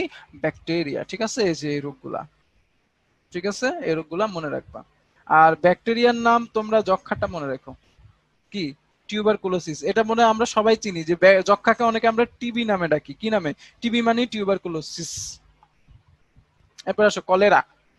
কলেরা খুব কমন একটা রোগ। কলেরা নিয়ে কি কি বলছিলাম মনে আছে? কলেরা কি আকৃতির? কমা আকৃতির। কমা আকৃতির আর এর এক বলছিলাম, এক মনোট্রিকাসে ছিল কি, এক প্রান্তে ফ্লাজেলাম। কয়টা ফ্লাজেলাম? এক প্রান্তে ফ্লাজেলাম। হ্যাঁ, আচ্ছা। আর শোনো, কলেরা রোগ মানে কি? প্রচন্ড ডায়রিয়া। এটা তো আমরা জানি, প্রচন্ড লুজ মোশন হয়। হ্যাঁ, এটা হচ্ছে কলেরা। এখন কলেরা কি আসলে? কলেরা ব্যাকটেরিয়া তোমার পেটে গিয়ে একটা বিষাক্ত পদার্থ নিঃসৃত করবে, সেটা হচ্ছে কলেরাজেন। টক্সিন মানে তো বিষ, সেটা তো আমরা জানি। টক্সিন মানে কি? বিষ। তাহলে কি বিষ নিঃসৃত করবে? কলেরাজেন। ব্যাকটেরিয়া থেকে পেটে কলেরাজেন নামক বিষ নির্গত হয়। এই বিষের কারণে এত লুজ মোশন হয়। হ্যাঁ, এটা কেমন টক্সিন? এন্টারোটক্সিন। এন্টারো মানে ওই খাদ্যনালী আর কি, খাদ্যনালীতে। ঠিক আছে? আর এর ফলে ইলেকট্রোলাইট ইমব্যালেন্স মানে লবণ ঘাটতি। ইলেকট্রোলাইট মানে কি? লবণ, শরীরে লবণ। হ্যাঁ, ঠিক আছে। প্রচুর পানি বেরোয় না ডায়রিয়াতে, ওইটা লবণ ঘাটতি করে। এই জন্য কি দিতে হয়? ওর স্যালাইন। এই জন্য লবণ ঘাটতি পূরণ করতে হয়। ঠিক আছে, নেক্সট ভাইরাস এন্ড ব্যাকটেরিয়া পার্থক্য। ভাই এতক্ষণ বলার পরে আসলে এটা বলার আর কিছু নাই।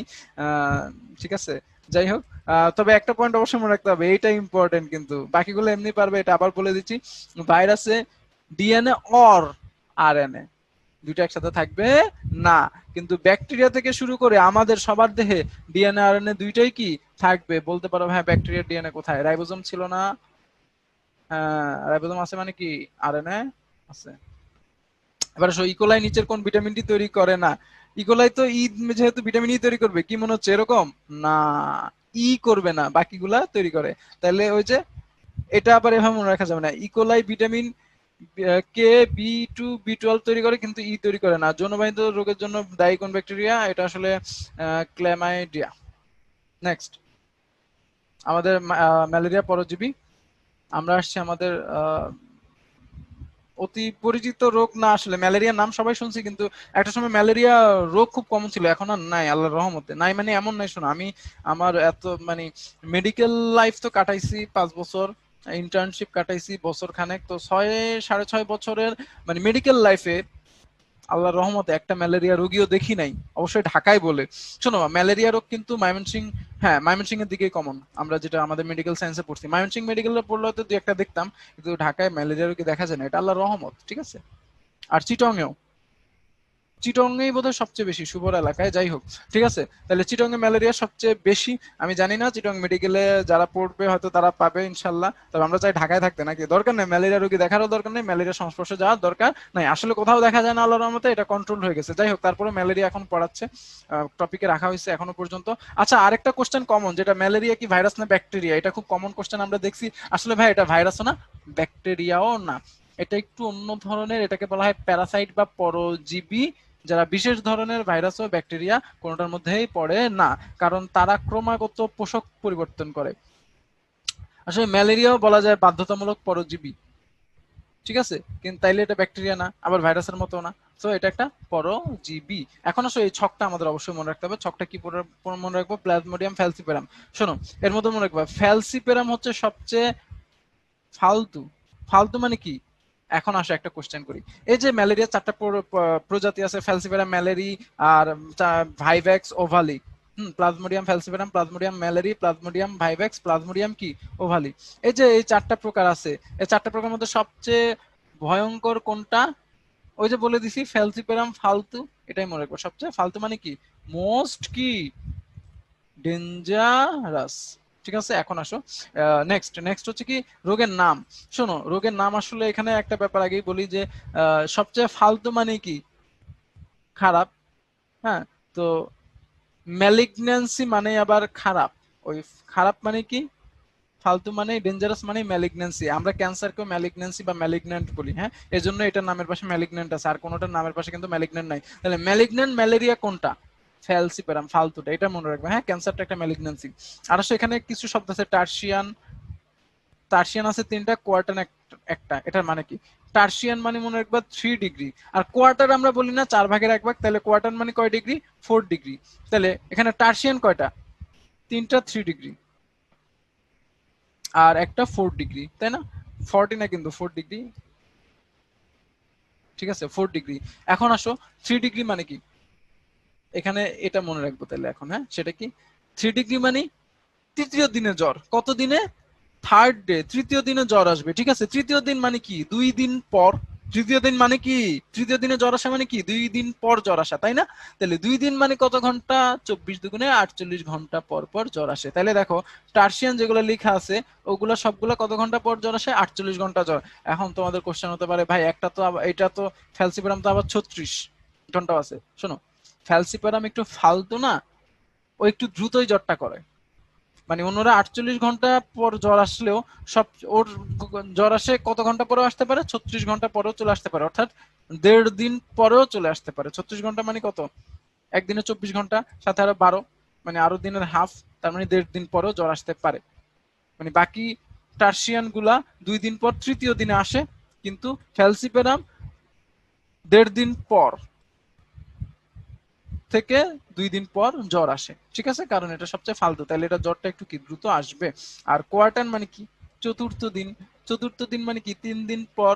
3 দিন পর মানে 3 24 কত ঘন্টা? 72 ঘন্টা পর পর জ্বর আসে। আশা করি এটা বুঝছো।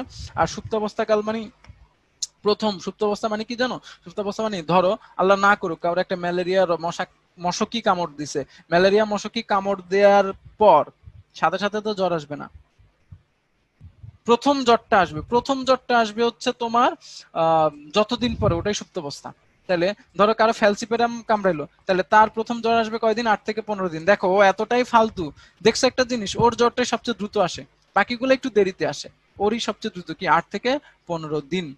ঠিক আছে, মনে থাকবে। তাহলে ওর দেখো, এখন আসো, তাহলে প্রথম কামড় দেওয়ার পর 8 থেকে 15 দিন পর জ্বর আসবে, মাঝে যে 8 থেকে 15 দিন এটা হচ্ছে সুপ্তাবস্থা। এরপরে অনেকের কোশ্চেন থাকে আমি জানি যে তাহলে ভাই এটা আবার কি 36 থেকে 48 ঘন্টা পর জ্বর আসে?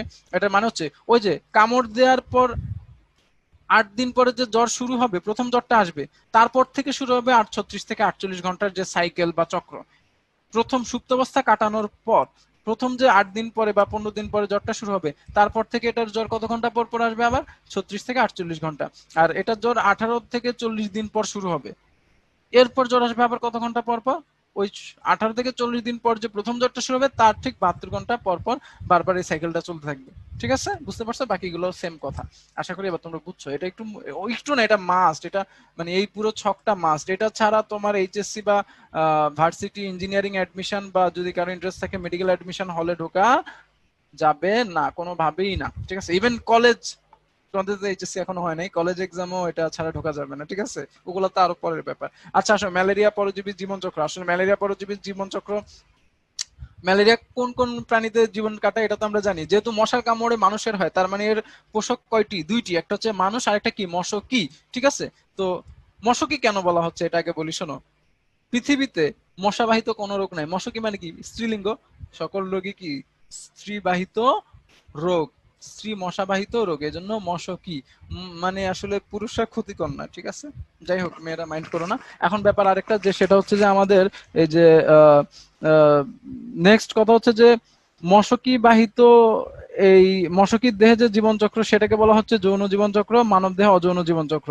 আমি যদি ক্লাসে থাকতাম ডিরেক্ট, তাইলে প্রথমে একটা কোশ্চেন করে এটা শুরু করতাম, সেটা হচ্ছে যে আচ্ছা তোমাদের কি মনে হয় ম্যালেরিয়া পরজীবী জীবনচক্র যৌন জীবনচক্র মানব দেহে না মশকির দেহে? এটা আমি অনেক করছি লাইভ ক্লাসে, মানে সরাসরি ক্লাসে। তো স্টুডেন্টস যেটা অ্যান্সার দেয় সেটা হচ্ছে কি মানব দেহে তো যৌন জীবনচক্র হওয়ার কথা। হ্যাঁ ঠিক আছে, না একটা ব্যাপার স্যাপার আছে না, কিন্তু আসলে যেটা মনে হয় সেটা অ্যান্সার না, মাইন্ড ইট। এটা ম্যাক্সিমাম ভুল করে। এই যৌন জীবনচক্র কোথায়? মশকির দেহে। মনে হতে পারে মানব দেহে, না, আসলে কার দেহে? মশকির দেহের দেহে। এটা একটু খেয়াল করে। হ্যাঁ, নেক্সট। এখন আসো, মানব দেহে আবার অযৌন জীবনচক্র দুইটা ধাপে ভাগ করা। একটা হচ্ছে যকৃতে আর একটা হচ্ছে কি লোহিত কণিকায়। যকৃতের মানে ইংলিশ টার্ম বা ল্যাটিন টার্ম বা ল্যাটিন শব্দটাই হচ্ছে হেপাটিকি। তাহলে যকৃতের জীবনচক্রের নাম কি? হেপাটিক সাইজোগনি, মানে সংখ্যা বৃদ্ধি, নিউক্লিয়াসের সংখ্যা বৃদ্ধি বা জীবনচক্র বলা হয়। সাইজোগনি মানে কি? শতে সংখ্যা বৃদ্ধি। সাইজোগনির শতে কি মনে রাখবা? সংখ্যা বৃদ্ধি। তাহলে হেপাটিক সাইজোগনি মানে যকৃতে সংখ্যা বৃদ্ধি বা জীবনচক্র। এরিথ্রোসাইটিক সাইজোগনি মানে কি? এরিথ্রোসাইট মানে লোহিত কণিকা। এটা আশা করি জানো সবাই, না জানলে তো এটা হবে না ভাই, এটা 9-10 এর পড়া। তাহলে লোহিত কণিকা মানে এরিথ্রোসাইটিক সাইজোগনি। তাহলে মানে লোহিত কণিকা মানে এরিথ্রোসাইট, তাহলে লোহিত কণিকার জীবনচক্র বা সংখ্যা বৃদ্ধি মানে এরিথ্রোসাইটিক সাইজোগনি। ঠিক আছে, ক্লিয়ার? আর শোনো, এই ধাপগুলো এগুলো আমরা চিত্রে পড়বো, এখানে না, আমরা একটু পরে চিত্রে পড়বো, ডোন্ট ওয়ারি। আর মশকির দেহের জীবনচক্র এটাও চিত্রে পড়বো। সামান্য করে হালকা করে বলে দিই যে মশকির দেহে আবার আছে দুইটা ধাপ, একটা হচ্ছে গ্যামিটোগনি আর একটা হচ্ছে স্পোরোগনি। হ্যাঁ, ক্রপের ভেতরে বাইরে, এগুলো চিত্র সহ দেখবো। নেক্সট, এই যে আমাদের সে হেপাটিক সাইজোগনি, এটা চলে আসছে। তো হেপাটিক সাইজোগনির ব্যাপারটা আমি তোমাদের বলি। প্রথমে যেটা হয় যে মানব দেহে জীবন, হেপাটিক সাইজোগনি কার দেহে? মানব দেহে, যকৃতে।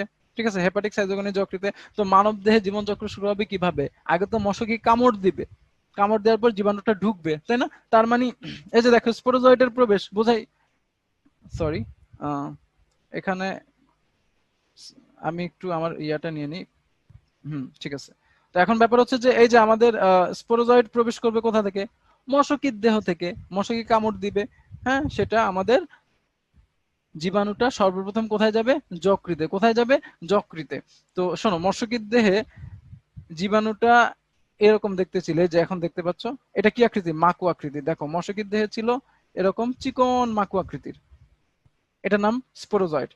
শোনো, মশকি তো ছোট দেহ, ওর দেহ চিকন দেহ, চিকন দেহে জীবাণুটা দেখতে ছিল মাকু বা চিকন আকৃতির, তাই না? কিন্তু মানব দেহে এটা কোন কোষ ঢুকছে? শোনো, এটা কিন্তু ম্যালেরিয়া জীবাণু। আর এটা হচ্ছে যকৃত কোষ। এটা কি কোষ? যকৃত কোষ আর নিউক্লিয়াস। দেখছো, এটা যকৃত কোষের নিউক্লিয়াস। আর এটা হচ্ছে ম্যালেরিয়া পরজীবী, আর এটা হচ্ছে এর ভিতরে নিউক্লিয়াস। দেখতে পাইছো নিশ্চয় সবাই। তো এখন আসো, এই জীবাণুটা আমাদের যকৃত কোষে ঢুকলো, যকৃত কোষের নিউক্লিয়াসের কাছে ঢুকে গেল।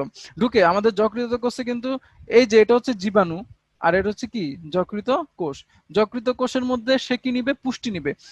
তো মশকের দেহে তো ছোট, ওইখানে ছিল চিকন চাকন এরকম, কিন্তু মানব দেহে ঢুকে সুন্দর নাদুস নুদুস একটু গোলগাল হবে, তাই না? একই জিনিস, খালি মানব দেহে ঢুকে একটু গোল হয়ে যায়, পুষ্টি বেশি পেয়ে, সেটার নাম হচ্ছে ক্রিপ্টোজয়েড। স্পোরোজয়েডটা কি হয়ে গেছে এখন? ক্রিপ্টোজয়েড। মশকের দেহে চিকন ছিল, মাকু আকৃতি ছিল, সেটা স্পোরোজয়েড। একই জিনিস, খালি একটু পুষ্টি গ্রহণ করে আমাদের দেহে গোল হয়েছে, সেটার নাম ক্রিপ্টোজয়েড। পুষ্টি গ্রহণ করলে কি হবে, আর উদ্দেশ্য কি? সাইজোগনি মানে কি বলছিলাম? নিউক্লিয়াসের সংখ্যা বৃদ্ধি। তাহলে এর মেইন টার্গেট সে কি করবে? না, কাজ তো করতে হবে। সাইজোগনি মানে তো সংখ্যা বৃদ্ধি নিউক্লিয়াসের। তাহলে এই যে নিউক্লিয়াস আছে কয়টা? একটা। হয়ে গেছে কি, যে অনেকগুলো নিউক্লিয়াস দেখতে পাচ্ছ এখানে, অনেকগুলা ছোট ছোট কালো কালো অনেকগুলা নিউক্লিয়াস। অনেকগুলা নিউক্লিয়াস সংখ্যা বৃদ্ধিকে কি বলা হয়? সাইজন্ট। ওই সাইজন্ট থেকে আসছে কোন শব্দ? সাইজোগনি, সংখ্যা বৃদ্ধি, নিউক্লিয়াসের সংখ্যা বৃদ্ধি। তাইলে আমাদের ক্রিপ্টোজয়েটের মানে একটা নিউক্লিয়াস, সেখান থেকে যখন এই যে একটা নিউক্লিয়াস থেকে অনেকগুলা নিউক্লিয়াস হবে, সেটার নাম কি? সাইজন্ট। সেটার নাম কি? সাইজন্ট। এই পদ্ধতির নাম সাইজোগনি, নিউক্লিয়াসের সংখ্যা বৃদ্ধি। অনেক একটা থেকে অনেকগুলা নিউক্লিয়াস, জানো কয়টা নিউক্লিয়াস? 1000 থেকে 1200। তার মানে কি, একটা জীবাণু ঢুকলে সেটা এক প্রথম ধাপে 1000 থেকে 1200 হয়। আর আসো এখন নিউক্লিয়াস, এখন তাইলে প্রত্যেকটা এখানে ধরো 1000 থেকে 1200টা নিউক্লিয়াস আছে, এখনো কিন্তু নিউক্লিয়াস আছে শুধু, দেখো কালো কালো বিন্দু, এখনো কিন্তু এরা স্বাধীন কোষ হয় নাই। দেখো এখানে একটা কোষের মধ্যে, এখানে একটা কোষের মধ্যে 1000 থেকে 1200টা নিউক্লিয়াস, এই একটা কোষের মধ্যে 1000 থেকে 1200টা নিউক্লিয়াস। তো কিন্তু প্রত্যেকটা নিউক্লিয়াস এক একটা কোষ হবে, তাহলে এখানে মোট কয়টা কোষ হবে এখন? 1000 থেকে 1200টা কোষ। প্রথমে ছিল ক্রিপ্টোজয়েড থেকে সাইজন্ট অবস্থায় একটা কোষের মধ্যে 1000 থেকে 1200টা নিউক্লিয়াস। মাইন্ড ইট, চিত্র দেখে বোঝা উচিত যে একটা কোষ 1000 থেকে 1200 নিউক্লিয়াস। আবার প্রত্যেকটা নিউক্লিয়াস এখন স্বাধীন কোষে পরিণত হবে, প্রত্যেকটা নিউক্লিয়াস এক একটা স্বাধীন কোষে। তাহলে মোট কোষের সংখ্যা এখন কত হয়ে যাবে? 1000 থেকে 1200টা কোষ, বা 1000 থেকে 1200টা ম্যালেরিয়া জীবাণু তৈরি হলো একটা থেকে। এই যে এটার নামই, প্রত্যেকটার নামই ক্রিপ্টোজয়েড। এই যে প্রত্যেকটা স্বাধীন জীবাণুতে পরিণত হলো, এটার নাম কি? ক্রিপ্টোমেরোজয়েড। ঠিক আছে, ক্রিপ্টোমেরোজয়েড। এটা ছিল ক্রিপ্টোজয়েড, মাইন্ড ইট, একটু খেয়াল করে, হ্যাঁ। আর এটা হচ্ছে ক্রিপ্টোমেরোজয়েড। এরপরে কি হবে? স্বাধীন কোষ হইছে, আস্তে আস্তে যকৃত কোষ তো নষ্ট করে ফেলবে, এই যে যকৃত কোষের নিউক্লিয়াসটা নষ্ট করে ফেলতেছে। ঠিক আছে, নিউক্লিয়াস নষ্ট করে যকৃত কোষটা বিদীর্ণ করে এরা স্বাধীনভাবে বেরোয় আসবে। বেরোয় এসে তো থেমে থাকবে না। 1000-1200 দিয়ে হবে? হবে না। 1000-1200 ম্যালেরিয়ার জীবাণু কি তোমার অনেকগুলা? না, আসলে খালি চোখে দেখাই যাবে না 1000-1200টা। ঠিক আছে, তার মানে আরো সংখ্যা বৃদ্ধি করা লাগবে। তার মানে এরা আবার নতুন করে যকৃত কোষে আক্রমণ করবে। এরপরে ঘটনা একই ঘটবে, এই যে গোল হয়ে যাবে, নাম কি? ক্রিপ্টোমেরোজয়েড। এটা ছিল ক্রিপ্টোজয়েড, এটা ক্রিপ্টোমেরোজয়েড। এরপরে দেখো একই জিনিস, কিন্তু এখানেও ক্রিপ্টোজয়েডটা এরপরে কি সংখ্যা বৃদ্ধি করছে না একটা, কি? সাইজন্ট। এখানেও কি? সেম সাইজন্ট, অনেকগুলো নিউক্লিয়াস। এরপরে দেখো এখানে সাইজন্ট থেকে ক্রিপ্টোমেরোজয়েড হয়েছে, মানে কি? এই যে বলছিলাম যে এক একটা, এই যে 1000 থেকে 1200 নিউক্লিয়াস প্রত্যেকে স্বাধীন কোষে পরিণত হবে, এখানেও সাইজন্ট থেকে, সাইজন্টে 1200, এই যে 1200 1000 নিউক্লিয়াস আছে, এই যে ভেতরে বিন্দু বিন্দু, প্রত্যেকেই আবার স্বাধীন 1200 থেকে 1000 কি কোষে পরিণত হয়েছে। এটার নাম কি? মেটাক্রিপ্টোমেরোজয়েড। এখানে ছিল ক্রিপ্টোমেরোজয়েড, তার আগে একটা শব্দ লাগাই দিছে মেটা, মেটাক্রিপ্টোমেরোজয়েড, একই জিনিস। তার মানে আসলে ঘটনা দুইটা কি, দুই পাশে সেম। লাস্ট ধাপ দেখো, এই যে যকৃত কোষ বিদীর্ণ করে বের হয়ে আসে, এখানেও যকৃত কোষ বিদীর্ণ করে বের হয়ে আসতেছে। হ্যাঁ, এখন আসো সিম্পলি এই হেপাটিক সাইজোগনের দুইটা ধাপ। প্রথমটা হচ্ছে কি? প্রি হেপাটিক সাইজোগনি বা প্রি এরিথ্রোসাইটিক হেপাটিক সাইজোগনি, আর এটা হচ্ছে এক্সো, পরবর্তী ধাপটা এক্সো। প্রি আর এক্সো কিন্তু একই জিনিস ভাই, এত প্যারা নেওয়ার কিছু নাই। ঠিক আছে, শুধু নামটা একটু চেঞ্জ, কাম একই। ওই যে মেটা ক্রিপ্টোমেরোজয়েডটা শুধু মেটা লাগাই দিলে হয়ে যাবে। ঠিক আছে, এই এখন আসো, তো এখন একটা ব্যাপার আছে যে এক্সোর পরে, এক্সো মানে পরবর্তী ধাপটার পরে, এক্সো হেপাটিক সাইজোগনির পরবর্তী জীবাণুগুলা দুই রকম হয়। কয় রকম? দুই রকম। কিছু হচ্ছে সাইজের ছোট, সেটা আমরা জানি কি? মাইক্রো, এগুলা কি? ছোট।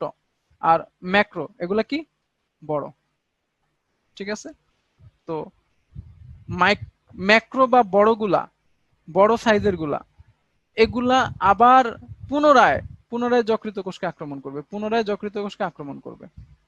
মাইক্রোগুলা, ম্যাক্রোগুলা সরি বড়গুলা পুনরায় যকৃত কোষে আক্রমণ করবে। আর যেগুলো ছোট, ছোটরা দুষ্টু, ছোট ছুটি কি বেশি করে, তো ছোটরা মনে রাখবো ছোট কি হবে,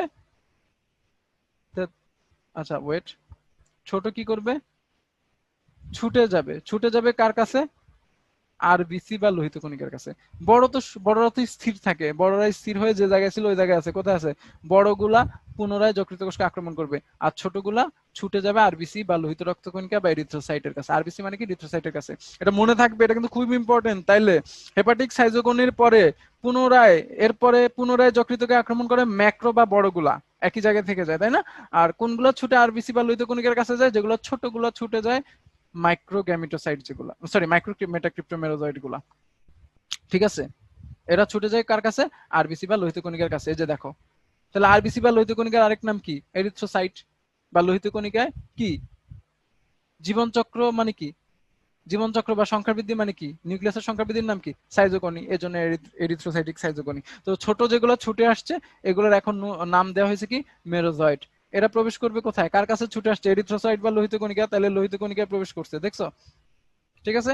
এবং মোস্ট ইম্পর্টেন্ট, রিটেনের জন্য একটা জিনিস বলে দিচ্ছি ভাইয়া, এইখানে আমরা দেখছি ম্যাক্সিমাম ক্ষেত্রে লোহিত কণিকা সুন্দর দেয়, আবার এই মেরোজয়েড ঢুকার পর তো এটা গোল হয়ে আবার পুষ্টি ধারণ করে হয়ে গেল ট্রফোজয়েড, সব ঠিক আছে। লোহিত কণিকার মধ্যে একটা সুন্দর করে নিউক্লিয়াস অনেকে এঁকে দেয়, কেন? এই যে যকৃত কোষের নিউক্লিয়াস আছে, দেখছো যকৃত কোষের নিউক্লিয়াস আঁকছিল, তো আবার লোহিত কণিকার নিউক্লিয়াস আঁকে, অনেকে এঁকে দেয়, এটা কি হবে? হবে না, ঠিক আছে। কেন? লোহিত কণিকা, পরিণত লোহিত কণিকা নিউক্লিয়াস কি বিহীন, একটু খেয়াল করে। তাইলে আমরা যকৃতের এখানে আবার বলতেছি মাইন্ড, যকৃতের এখানে নিউক্লিয়াস আঁকবো, লোহিত কণিকার এখানে নিউক্লিয়াস আঁকবো না। এবং তোমাদের এই যে মানে অনেকে বলতেছিল যে ইম্পর্টেন্ট কিছু বলি, তো ইম্পর্টেন্সের বেসিসে বলতেছি যে তোমাদের এই বই মানে এই চ্যাপ্টারের মোস্ট ইম্পর্টেন্ট চিত্র কিন্তু এইটাই, এরিথ্রোসাইটিক ম্যালেরিয়া থেকে এটাই সবচেয়ে বেশি আসে, এরিথ্রোসাইটিক সাইজোগনি, ঠিক আছে। এবং ধাপ এটাই সবচেয়ে বেশি আসে। ম্যালেরিয়া যদি বলো একটা জিনিস পড়বা তাহলে এটাই পড়বা, আর যদি বলো আসলে ম্যালেরিয়া সবই পড়া উচিত, ঠিক আছে। যাই হোক, তোমাদের সাজেশন চাইছো তাই দিলাম এখন। আচ্ছা, তো তাইলে এখানে লোহিত কণিকা নিউক্লিয়াস হবে না, যাই হোক একটু বড় বড় হয়েছে, সে ট্রফোজয়েডে পরিণত হয়েছে, একটু গোল হয়েছে। এখন আসো, ট্রফোজয়েডের মধ্যে একটা জিনিস খেয়াল করছে, এখানে একটা গহ্বর আছে, এটা হচ্ছে নিউক্লিয়াস, আর এটা হচ্ছে কি এর গহ্বর। এখন আসো, ট্রফোজয়েড মনে করো এই এই যে নিউক্লিয়াস আর এই গহ্বর, তো আস্তে আস্তে যদি গহ্বরটা বড় হয়, এই যে ভেতরে এই যে গহ্বর, এই গহ্বরটা কোষ গহ্বরটা বড় হইলো, তাহলে কোষের নিউক্লিয়াসটা এক সাইডে চেপে যাবে। দেখো নিউক্লিয়াস এক সাইডে চেপে গেছে, কোষ গহ্বর বড় হয়েছে, এই যে নিউক্লিয়াস এক সাইডে চলে আসছে, কোষ গহ্বরটা কি হয়েছে, বড় হয়ে গেছে। তাহলে এটা কিসের মতো দেখতে হবে, রিং বা আংটি আকৃতির, এর জন্য এটার নাম সিগনেট রিং। আশা করি ব্যাপারটা সবাই বুঝতে পারছো। এরপরে এখন শোনো, রিং হওয়ার পর সে আবার মানে সে ক্রমাগত আকৃতি চেঞ্জ করে, ক্রমাগত আকৃতি চেঞ্জ করে অনিয়মিত ভাবে। হ্যাঁ, অনিয়মিত মানে কি, অ্যামিবার আকৃতি কি সুনির্দিষ্ট না অনির্দিষ্ট, অনির্দিষ্ট, এজন্য বলা হয়েছে অ্যামিবার মতো আকৃতি বা অ্যামিবয়েড আকৃতি বা অ্যামিবয়েড ট্রফোজয়েড, ঠিক আছে। এই যে অ্যামিবার মতো আকৃতি হইলো, এবং অ্যামিবার মতো আকৃতি মানে কি, অনিয়মিত ভাবে অ্যামিবা এরকম নাড়াচাড়া করে না অনেক, এরকম নাড়াচাড়া করাকালীন তার প্রচুর বিপাকীয় ক্রিয়ার ফলে কিছু কণা তৈরি হয়, সেখানে নাম সাফনার্স কণা। কি কণা? সাফনার্স কণা। সাফনার্স কণা স দিয়ে আরেকটা জিনিস মনে রাখবে, এটা শনাক্তকরণে ব্যবহার হয়। কি শনাক্তকরণে? শোনো, এই যে বলছি এগুলার একটা আমাদের প্র্যাকটিক্যাল বা মেডিকেল ইউজ আছে, মেডিকেল মানে হসপিটালে ব্যবহার আছে। কি ব্যবহার? ম্যালেরিয়া রোগীদের আমরা ম্যালেরিয়া শনাক্ত করি সাফনার্স কণা দিয়ে। এই যে সাফনার্স কণা দিয়ে কিভাবে?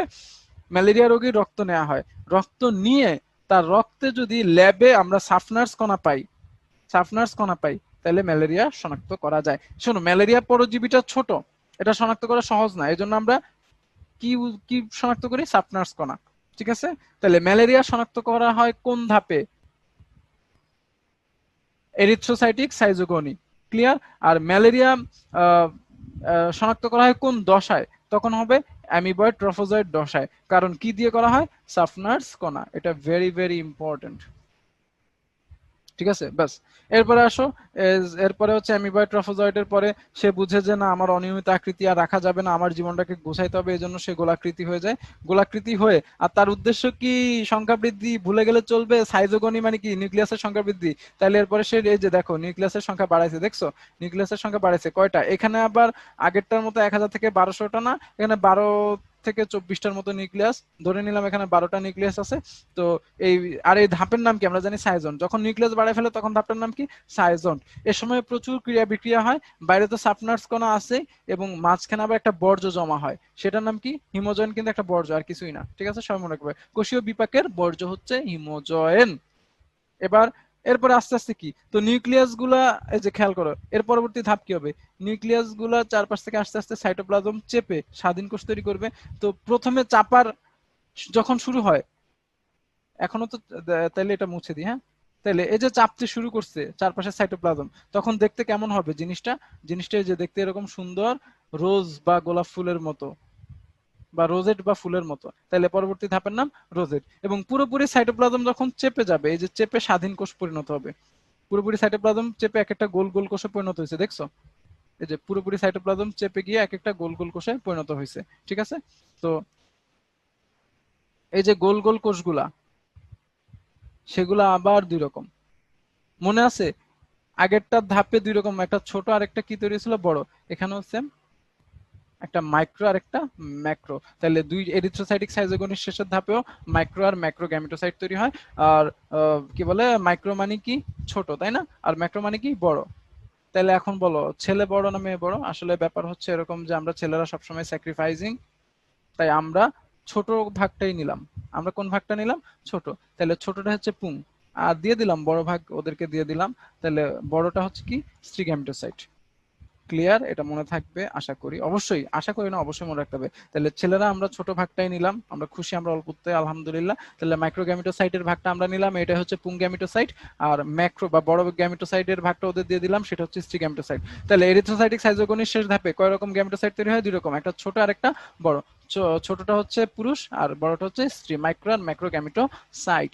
এবং এখানে আরেকটা কথা যে এরিথ্রোসাইটিক সাইজোগনিস শেষে এই যে গ্যামিটোসাইট গুলা তৈরি হলো, এগুলা কিন্তু সারা দেহে ছড়াই পড়ে। ছড়াই পড়লে কি হয় তখন? শ্বেত কণিকা কি আসে? শ্বেত রক্ত কণিকার তো নাম জানি। শ্বেত রক্ত কণিকার কাজ কি? জীবাণুর বিরুদ্ধে ফ্যাগোসাইটোসিস প্রক্রিয়ায় কি যুদ্ধ করা, তাই না? তো শ্বেত রক্ত কণিকা যখন এই জীবাণুর বিরুদ্ধে যুদ্ধ করবে, তখন একটা কেমিক্যাল ক্ষরণ হবে, নাম হচ্ছে পাইরোজেন। কি নাম? পাইরোজেন। এই পাইরোজেন যখন ক্ষরণ হবে, শ্বেত, মনে রাখবে আবার, শ্বেত কণিকা এবং কি গ্যামিটোসাইট, ছেলে এবং স্ত্রী গ্যামিটোসাইট, পুরুষ এবং স্ত্রী গ্যামিটোসাইট গুলোর মধ্যে যে ফাইটিং হবে, সেই ফাইটিং এ কি ক্ষরণ হবে?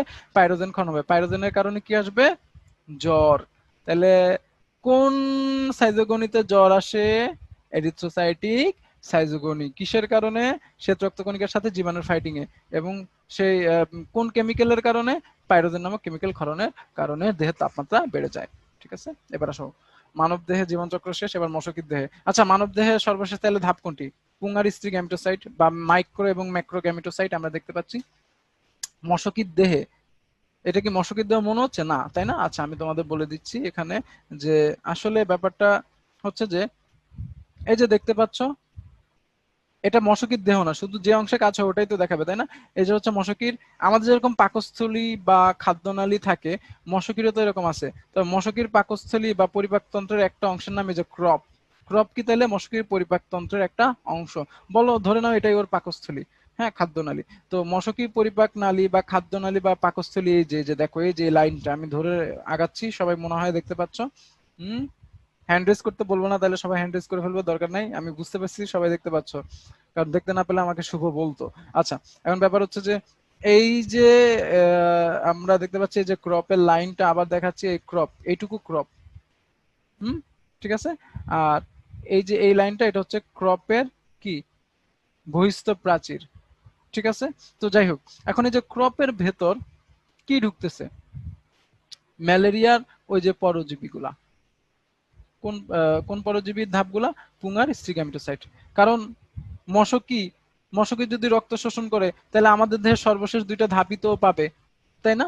তাহলে ও সর্বশেষ ধাপ সবসময় কি পায়? ম্যাক্রোগ্যামেটোসাইট আর মাইক্রোগ্যামেটোসাইট। তো এই দুইটা মশকির দেহে ঢুকলো, ঢুকতেছে, এই যে যে ঢুকতেছে, অ্যারো চিহ্ন দিয়ে দেখানো হচ্ছে ঢুকতেছে। এই যে দেখো মাইক্রোগ্যামেটোসাইট ঢুকছে, আর ম্যাক্রো, মাইক্রোটা কি ছোট বা পুরুষ, তাই না? আর ম্যাক্রোটা হচ্ছে স্ত্রী। তো এখন আসো গ্যামিটোসাইট, এখনো কিন্তু গ্যামিট হয় নাই। শোনো একটা জিনিস বলে দিই, মাইক্রোগ্যামিটোসাইট মানে পুরুষ, গ্যামিটোসাইট মানে অপরিণত পুরুষ কোষ। এটাকে কিসে পরিণত হবে? গ্যামিট। দেখো মাইক্রোগ্যামিটোসাইট থেকে পরিণত হবে গ্যামিটে পরিণত হইতে হবে। এটাই হচ্ছে পরিণত পুংকোষ, আর এটা হচ্ছে অপরিণত পুংজনন কোষ। ঠিক সেম, ম্যাক্রোগ্যামিটোসাইট হচ্ছে অপরিণত স্ত্রী জনন কোষ, সেটাকে পরিণত হইতে হবে কিসে? মাইক্রোগ্যামিটে। গ্যামিট, গ্যামিট হচ্ছে পরিণত, আর গ্যামিটোসাইট মানে অপরিণত জনন কোষ। ঠিক আছে, তাহলে এই যে অপরিণত জনন কোষ দুইটা, মাইক্রোগ্যামিটোসাইটটা দেখো পুরুষ জনন কোষ, এটা পরে বলতেছি, আগে ম্যাক্রোটা বলি, এটা ছোট কাজ। দেখো, ম্যাক্রোগ্যামিটোসাইট বা অপরিণত স্ত্রী জনন কোষ, এই যে গোল, তাই না?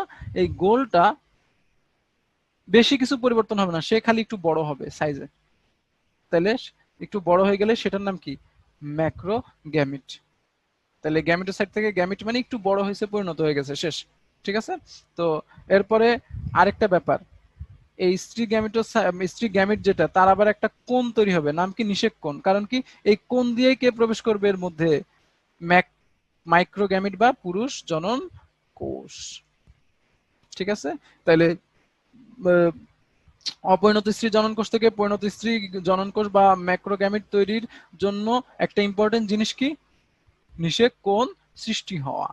ঠিক আছে, বাস। এই নিষেক কোণে কাকে অভ্যর্থনা জানায়? বইয়ের ভাষায় এটা লিখে আছে, অভ্যর্থনা জানায় কাকে? পুরুষ জনন কোষ বা মাইক্রোগ্যামিটকে। ঠিক আছে, আসো এবার আমরা মাইক্রোগ্যামিটোসাইটের মানে পুরুষ জনন কোষের কিভাবে পরিণত হয় সেটা দেখি।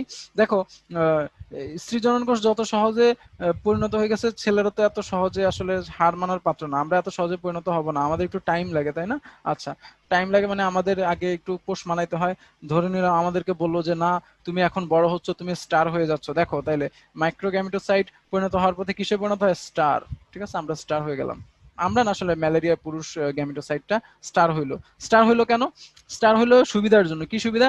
এই যে নিউক্লিয়াস, দেখো, স্ত্রী গ্যামিটোসাইট পরিণত হওয়ার সময় কোষ একটা থেকে একটাই ছিল, কিন্তু মাইক্রোগ্যামিটোসাইট এক থেকে অনেকগুলো হবে। এই যে দেখছো, ইউজুয়ালি অনেকগুলো বলতে 8 থেকে 12টা। এখানে কয়টা থাকবে? 8 থেকে 12টা। ঠিক আছে, 8 থেকে 12টা, এটা লেখা আছে, ডোন্ট ওয়ারি। তো 8 থেকে 12টা নিউক্লিয়াসে পরিণত হলো, এবং প্রত্যেকটা নিউক্লিয়াস, এই যে স্টার বলা হয়েছে আমাকে, স্টারের প্রত্যেকটা কোণায় নিউক্লিয়াস গুলো অবস্থান করলো। ঠিক আছে, এখন এটার উদ্দেশ্য কি? উদ্দেশ্য হচ্ছে, আমি দেখাচ্ছি তোমাদেরকে, সেটা হচ্ছে, আমাদের পেনটা নিয়ে নিচ্ছি। তো এটার উদ্দেশ্য হচ্ছে যে, দেখো, স্টার, এটা স্টার হচ্ছে না, তাই না? হচ্ছে তো, এই যে প্রতি কোণায় এক একটা নিউক্লিয়াস। উদ্দেশ্য হচ্ছে কি? ওই যে আমরা জানি, চাপাইতে হবে, সাইটোপ্লাজম দুই পাশ থেকে চেপে গিয়ে স্বাধীন এক একটা কি পুরুষ কোষে পরিণত হবে, তাই না? এই যে স্বাধীন এক একটা পুরুষ কোষে পরিণত হচ্ছে। তো এখন চাপতে চাপতে আসলে এমন অবস্থা হয়েছে যে সে একদম চিপে এরকম লম্বা লম্বা হয়ে গেছে। হুম, এই যে আসলে শুরুতে এরকম ছিল। ঠিক আছে, চাপতে চাপতে এখন নিউক্লিয়াস গুলোর অবস্থা হয়েছে, এবং আলটিমেটলি মাকু আকৃতির। কি আকৃতির হয়েছে? মাকু আকৃতির। মনে আছে শুরু ছিল কি আকৃতির? মাকু আকৃতির। সে মাকু আকৃতির হয়ে গেছে। হ্যাঁ, ঠিক আছে, এই যে মাকু আকৃতির এক একটা। ঠিক আছে, মাকু আকৃতির থেকে এখানে কয়টা নিউক্লিয়াস বসলি? 8 থেকে 12টা। তাহলে কয়টা, একটা মাইক্রোগ্যামিটোসাইট থেকে কয়টা মাইক্রোগ্যামিট বা পুংগ্যামিট তৈরি হবে? 8 থেকে 12টা। সংখ্যাগুলো, তথ্যগুলো, এইগুলো মনে রাখতে হবে। আমি কিন্তু সব দৈর্ঘ্য প্রস্থ উচ্চতা তোমাদের মুখস্থ করতে দেই নাই, কিন্তু এটা আমি মেনশন দিচ্ছি বারবার, কারণ এটা মনে রাখতে হবে। এখন আসো, তাহলে মনে করো 12টা তৈরি হলো। এই যে 12টার মধ্যে তো জানোই কম্পিটিশন চলে এখানে একজনের জন্য। ঠিক আছে, তো কম্পিটিশনে যে কোনো একজন জয়ী হলো, সে মাইক্রোগ্যামিটটা, কংগ্রাচুলেশনস, তাকে অভ্যর্থনা জানানো হলো নিষেক কোণ দিয়ে। এরপরে নিষেক, এরপর কি হবে? নিষেক। নিষেকের পরে এখানে কি তৈরি হবে? নিষেকের পরে জাইগোট। কি তৈরি হবে? জাইগোট। বাস, এই এতগুলো ঘটনা, এই যে জাইগোট তৈরি হওয়া পর্যন্ত, নিষেকের জাইগোট তৈরি হওয়া পর্যন্ত ঘটনা ঘটলো কিসের ভিতর? ক্রপের ভেতর, তাই না? ক্রপের ভেতর ঘটলো। এখন সে যখন নিষেক হয়ে গেছে, তার কাজ শেষ ক্রপের ভেতরে। হ্যাঁ, আসল কাজ শেষ। এখন বাইরে এলে সমস্যা নাই। ঠিক আছে, কাজ শেষ যেহেতু বেরোয় যাবে, বেরোতে হলে তাকে একটু সচল হইতে হবে। তাহলে এই জাইগোটটা যখন সচল হয়, সেটার নাম ওকিনেট, সচল। জাইগোটটা যখন সচল হয় তখন হচ্ছে কি? ওকিনেট। আরেকটা ব্যাপার বলি, এখানে তো এই কোষগুলা, ম্যালেরিয়া যেহেতু নিম্ন যে প্রজাতির, তাহলে গ্যামিটোসাইট এগুলা কি সব এন, এগুলা সব কি এন। আর জাইগোট থেকে কি শুরু হবে? 2n। বুঝতেই পারতেছো, জাইগোট মানে কি? মাইক্রোগ্যামিট প্লাস ম্যাক্রোগ্যামিট, n প্লাস n সমান 2n। তাহলে জাইগোট 2n এবং ওকিনেটটাও কি 2n। জাইগোটের পরবর্তী ধাপ কি? ওকেনেট। এখন আসো ওকেনেট মানে কি? ওকেনেট হচ্ছে এই যে ক্রপের প্রাচীর কাজ শেষ, কাজ শেষে তো বেরোয় আসতে হবে তাই না? তো এই যে বেরোচ্ছে ওকেনেটটা আস্তে আস্তে ক্রপের প্রাচীর থেকে বেরোচ্ছে, বেরে সেটা কিসে পরিণত হয়েছে আবার? ও সিস্ট। ও সিস্টের পরবর্তী ধাপ কি ভাই? সংখ্যা বৃদ্ধি। একদম একটাই কথা, এদের কিছুক্ষণ পর পর এর খালি নিউক্লিয়াসের বিভাজন ঘটে, এটা তো বুঝেই ফেলছি আমরা। এই যে একটা নিউক্লিয়াস থেকে আবার এখানে অনেকগুলো নিউক্লিয়াস তৈরি হলো, এবং প্রত্যেকটা নিউক্লিয়াস, এখানে শুধু নিউক্লিয়াস, একটা কোষে এখানে অনেকগুলো নিউক্লিয়াস তাই না, বিন্দু বিন্দু। আর প্রত্যেকটা নিউক্লিয়াস আবার কি ঘিরে দেখছো সাইটোপ্লাজম তৈরি হয়েছে, এই যে ছোট ছোট। হ্যাঁ, তাহলে এখানে ছিল একটা কোষে অনেকগুলা নিউক্লিয়াস। আবার এর পরবর্তী ধাপ কি? এই যে প্রত্যেকটা এই যে ওটাই দেখাচ্ছি, প্রত্যেকটা নিউক্লিয়াসকে ঘিরে সাইটোপ্লাজম জমা হবে। প্রত্যেকটা নিউক্লিয়াসকে ঘিরে কি জমা হচ্ছে? সাইটোপ্লাজম জমা হচ্ছে, দেখছো? প্রত্যেকটা নিউক্লিয়াসকে ঘিরে সাইটোপ্লাজম জমা হচ্ছে, ঠিক আছে? এবং এই সাইটোপ্লাজম জমানো কোষগুলো প্রথমে গোল ছিল তাই না? এখন আসো, এখন একটা জিনিস তুমি ভাবতে হবে যে ম্যালেরিয়া জীবাণু মশকির দেহ থেকে আবার কোন দেহে ঢুকবে? মানব দেহে। কোন দেহে? মানব দেহে। দেখো তো মানব দেহে ঢোকার সময় এর আকৃতি কি ছিল? মাকু আকৃতির। হ্যাঁ, মানে মানব দেহে ঢুকতে হবে তো চিকন মশকির সুর দিয়ে। সুর কেমন? এরকম চিকন না? তাহলে ওই আকৃতি অ্যাডজাস্ট করে নিতে হবে না? এই যে মানব দেহে ঢোকার আগে, তাইলে এই যে গোলাকার কোষগুলা তাহলে কি আকৃতির হয়ে যাবে? সেই মাকু আকৃতির, তাই না? এই যে মাকু আকৃতি, দেখছো মাকু আকৃতির, এগুলোর নাম কি? স্পোরোজয়েড। এগুলাই মানব দেহে ঢুকবে। মনে আছে তো নিশ্চয়ই যে এই যে স্পোরোজয়েড মানব দেহে পড়ছে, কি আকৃতি ঢুকছে? কি আকৃতি ছিল? মাকু আকৃতির, ঠিক আছে? তাহলে মানব দেহে ঢুকে কোন আকৃতির? মাকু। তাহলে মাকু আকৃতি কোথায় ঢুকে? মাকু মাকু আকৃতি কোথায়? মানব দেহে ঢুকে। এটা মনে রাখবে, মানব দেহে ঢোকার আগে তাকে মাকু আকৃতির হইতে হবে, নাহলে চিকন না হলে মশকির চিকন সুর দিয়ে ঢুকতে পারবে না। বাস, এটাই হচ্ছে আমাদের মশকির দেহের জীবনচক্র, ঠিক আছে? এখন আসো, যে মশকির দেহের জীবনচক্রের ধাপ হচ্ছে আসলে দুইটা ভাগে ভাগ করছে এতক্ষণ যা বললাম, গ্যামেটোগনি আর স্পোরোগনি। গ্যামেটোগনি মানে কি? গ্যামেটোগনি মানে এই যে গ্যামেট তৈরি হচ্ছে, আর গ্যামেটোগনি মানে কি? গ্যামেট তৈরি হওয়া। আর স্পোরোগনি মানে সর্বশেষে কি তৈরি হচ্ছে? স্পোরোজয়েট, ঠিক আছে? ফাইন। এখন ম্যালেরিয়া পরজীবীর জনুক্রম। শোনো, জনুক্রম মানে হচ্ছে, ক্রম মানে কি? ক্রম মানে একটার পর একটা আসা, তাই না? তাহলে আর জনু মানে টু এন, এন্ড মানে ডিপ্লয়েড। টু এন মানে তো ডিপ্লয়েড, এন মানে কি? হ্যাপ্লয়েড। তাহলে ডিপ্লয়েড এবং হ্যাপ্লয়েড ক্রম মানে কি? চক্র। সেটা হচ্ছে জনুক্রম। অর্থাৎ একবার টু এন থেকে এন হবে, আবার এন থেকে কি হবে?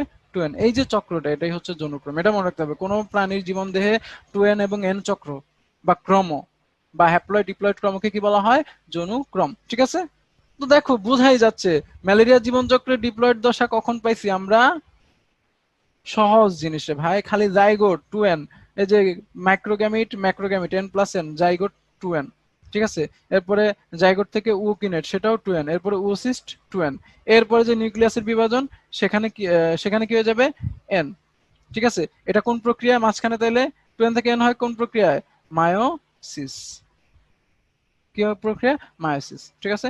তাহলে দেখো, zygote two N, ookinete two N, oocyst two N. এরপরে মায়োসিস প্রক্রিয়া টু এন থেকে এন কিসে পরিণত হবে? এন ফাইনালি স্পোরোজয়েটে পরিণত হবে। এখানে একটু শর্টকাটে দেখানো জনুক্রমটা এভাবেই বই দেওয়া আছে, ওভাবেই আমরা পড়বো। স্পোরোজয়েট। স্পোরোজয়েট আবার মানব দেহে কিসে পরিণত হয়? ক্রিপ্টোজয়েট, ট্রোফোজয়েট, মনে আছে? তারপরে সাইজন, তারপরে মেরোজয়েট, এগুলো হয় না? তারপরে কি ওই যে মাইক্রোগ্যামিটোসাইট, মাইক্রোগ্যামিটোসাইট মনে আছে? মানে মানব দেহের আমরা যে হেপাটিক এবং এরিথ্রোসাইটিক সাইজোগনির একটা একটা নাম দেওয়া আছে জাস্ট, হ্যাঁ, ওই নামগুলো একটু লিখে দিবা। আর এগুলো সবগুলোই কি আসলে এন, কারণ ম্যালেরিয়া একটি নিম্ন প্রজাতির পরজীবী, ঠিক আছে? এটাকে প্রাণীর আওতায় ওরকম ভাবে ফেলা হচ্ছে না, কারণ হচ্ছে এটা আসলে মানে এন সংখ্যক ক্রোমোজোম বাহিত, এই জন্যই, ঠিক আছে? বুঝতে পারছো? এই জন্য এটাকে পরজীবী বলা হচ্ছে। টু এনে এটা হচ্ছে না, এটা আসলে মূলত কোন অবস্থায় থাকে? এন অবস্থায় থাকে। যাই হোক, এরপরে পুংগ্যামিট স্ত্রীগ্যামিট মিলে আবার টু এনে ফিরে আসে, ঠিক আছে? তো ওর সিম্পলি মুখস্থ তো রাখতে হবে, আমাদের তো শুধু বুঝলে হবে না। তাহলে জনুক্রমে একটা ডিপ্লয়েড দশা কি মনে রাখবা জানো? যাও খাইছি না আমরা সবাই? যাও মনে রাখবো। যাতে জাইগোট, উতে উকিনেট, উতে উসিস্ট। তাহলে কি মনে রাখবো? যাও। ডিপ্লয়েড দশা হচ্ছে যাও। ঠিক আছে? তাহলে যাও খেয়ে পড়তে বস, পড়ার শেষে আর কি যাও খেয়ে নিও, খালি পেটে বসছো অনেকেই, না থাক যাও খাওয়ার দরকার নেই, ভালো কিছু খেয়ে নিও। ঠিক আছে, এখন বেশি বেশি পুষ্টিকর খাবার খাইতে হবে করোনার সময়। যাই হোক, তাহলে আমরা শুধু ডিপ্লয়েড দশার নামগুলো মনে রাখবো, এগুলো খুব ইম্পর্টেন্ট, এমসিকিউ বুঝতেই পারতেছো। আর বাকি হ্যাপ্লয়েড দশা ভাই মানব দেহের যতগুলো যা আছে সবই হ্যাপ্লয়েড, বুঝা গেছে? ওকে, ফাইন। আর এরপরে ওই যে এতক্ষণ যেগুলো পড়লাম ওগুলা, এই যে সাফনার্স কণা, এতক্ষণ আমরা হেপাটিক এরিথ্রোসাইটিক সাইজোগনি পড়লাম, আমরা যা পড়ছি হচ্ছে অনেক বেশি পড়ছি, তাই না? আচ্ছা, এরপরে হেপাটিক এরিথ্রোসাইটিক সাইজোগনি পার্থক্য যেগুলো পড়ছি ওগুলাই, যে এরিথ্রোসাইটিক সাইজোগনিতে হিমোজয়েন্ট বর্জ্য তৈরি হয়, ঠিক আছে? সাফনার্স কণা দিয়ে কি শনাক্ত করা হয় মনে আছে? আর এরিথ্রোসাইটিক সাইজোগনি শেষে কি আসে? জ্বর আসে। জ্বর আসলে তো কাঁপাকাঁপি হবে, তাই না? একটু শীত লাগবে, ঠান্ডা লাগবে। এখন একটা কোশ্চেন অ্যান্সার আমি আবার দিব একটু পরে, নিজে নিজে তোমরা কোশ্চেন করলেও অ্যান্সার দেবো, না করলে আমি নিজ থেকে অ্যান্সার দিয়ে দেবো। হ্যাঁ, আমি জানি কি কি কোশ্চেন মাথায় আসতে পারে। তার আগে বলে দিই, বলছিলাম কিনা যে ম্যালেরিয়া কিন্তু একসময় বিশ্বব্যাপী একটা মানে কাঁপুনি সহ শুধু জ্বর দিছে জানা, বিশ্বরে কাঁপাই দিছে। ঠিক আছে, একসময় ম্যালেরিয়া খুব একটা প্যান্ডেমিক ছিল, মহামারী ছিল।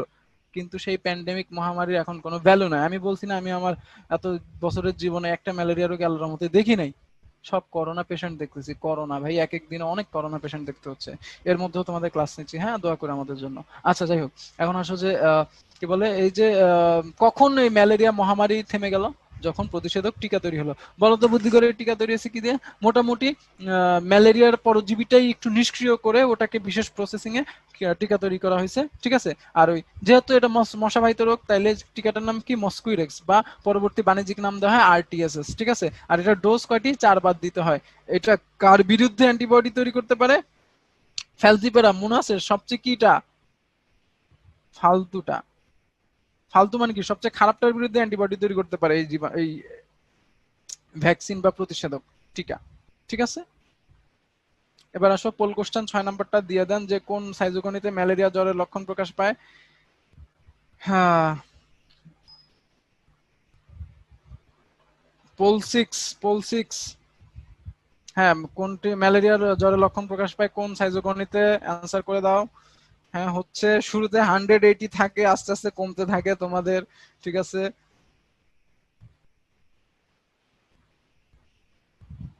আচ্ছা,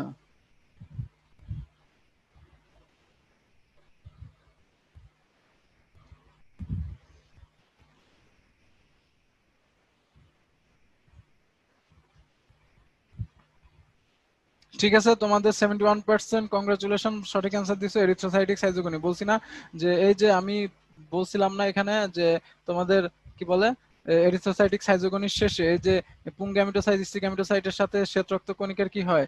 হ্যাঁ, ফাইটিং হয়, ফাইটিং এ পাইরোজেন ক্ষরণ হয়ে জ্বর আসে। তাহলে কোন ধাপে জ্বর আসে? Erythrocytic schizogony. এটা ভোলা যাবে না, এরিথ্রোসাইটিক সাইজোগনি সব কোশ্চেন আসবে। ঠিক আছে, এমসিকিউ রিটার্ন সব সাফনার্স কণা দিয়ে শনাক্ত করা হয় এরিথ্রোসাইটিক সাইজোগনি।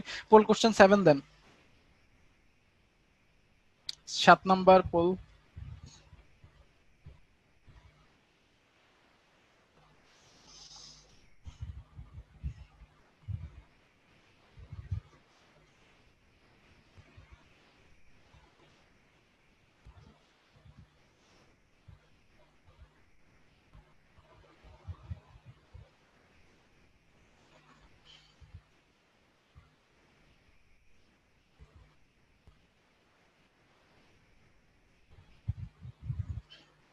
মোটামুটি 72% পারছো, আবার কংগ্রাচুলেশন। ঠিক আছে, ম্যালিগন্যান্ট টার্সিয়ান ম্যালেরিয়া জ্বর আসে 36 থেকে 48 ঘন্টা পর। ওই যে ম্যালিগন্যান্ট কোনটা বলছিলাম না? খারাপটা, খারাপটা না? কোনটা? ফ্যালসিপেরাম। যে তার জ্বর একটু দ্রুত আসে, সবার 48 ঘন্টা থেকে 72 ঘন্টা পর আসে, ওর আসে একটু আগে, কত? 36 ঘন্টা পর। ম্যালিগন্যান্ট মানে খারাপটা। ঠিক আছে, আর ওই যে লেগে থাকো সৎভাবে, সব পর্যায়ে তোমারই হবে। এবং তোমাদের আমি জানি এটা হচ্ছে যে ওই যে সাজেশন লাগবে, সেটাই বলতেছি। আরেকটা কোশ্চেন আমি নিজে থেকে অ্যান্সার দিচ্ছি, যে অনেকে বলতে পারো ভাই জ্বর হলে শরীর গরম হয়ে যায় কেন, ঠান্ডা লাগে, এটা একটা কোশ্চেন। শীত লাগে কেন? হ্যাঁ ভাই, একটা জিনিস থিঙ্ক করো, জ্বর হইলে তোমার শরীরের তাপমাত্রা যেহেতু বেড়ে যাচ্ছে, হ্যাঁ, তোমার শরীরের তাপমাত্রা কি হচ্ছে? বেড়ে যাচ্ছে। তার মানে পারিপার্শ্বিকের চেয়ে পারিপার্শ্বিকের চেয়ে তোমার তাপমাত্রা গরম, পারিপার্শ্বিকের তাপমাত্রা তোমার চেয়ে কি কম, তাই না? পারিপার্শ্বিকের তাপমাত্রা তোমার চেয়ে কম। তো যেহেতু তোমার চেয়ে পারিপার্শ্বিকের তাপমাত্রা কম, তাহলে তোমার কি লাগবে? পারিপার্শ্বিক তাপমাত্রা তোমার চেয়ে কম, তাহলে চারপাশ তোমার চেয়ে ঠান্ডা হয়ে গেছে, তুমি বেশি গরম, তার মানে তোমার ঠান্ডা লাগবে। ঠিক আছে, এটা হচ্ছে শীত লাগার কারণ। যাই হোক, এখন তোমরা সাজেশন চাও অনেকেই, তো সাজেশন নিয়ে বলি যে আসলে এই ভাইরাস, এই চ্যাপ্টারের গুরুত্বপূর্ণ টপিক শুরুতেই বলে দেওয়া হয়েছিল। এর মধ্যে শোনো, ভাইরাস, ভাইরাসের ব্যাপারে কি পড়বা, ভাইরাসের হচ্ছে লাইটিক আর লাইসোজেনিক চক্রটা। হ্যাঁ, লাইটিক আর লাইসোজেনিক চক্রটা, ঠিক আছে, ভাইরাসের লাইটিক আর লাইসোজেনিক চক্রটা পড়বা। আর হচ্ছে তোমরা, আমি বলে দিচ্ছি,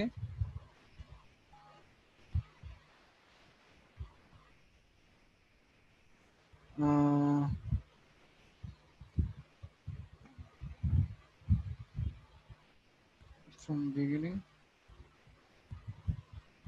ভাইরাসের হচ্ছে তোমরা ভাইরাসের হচ্ছে লাইটিক আর লাইসোজেনিক,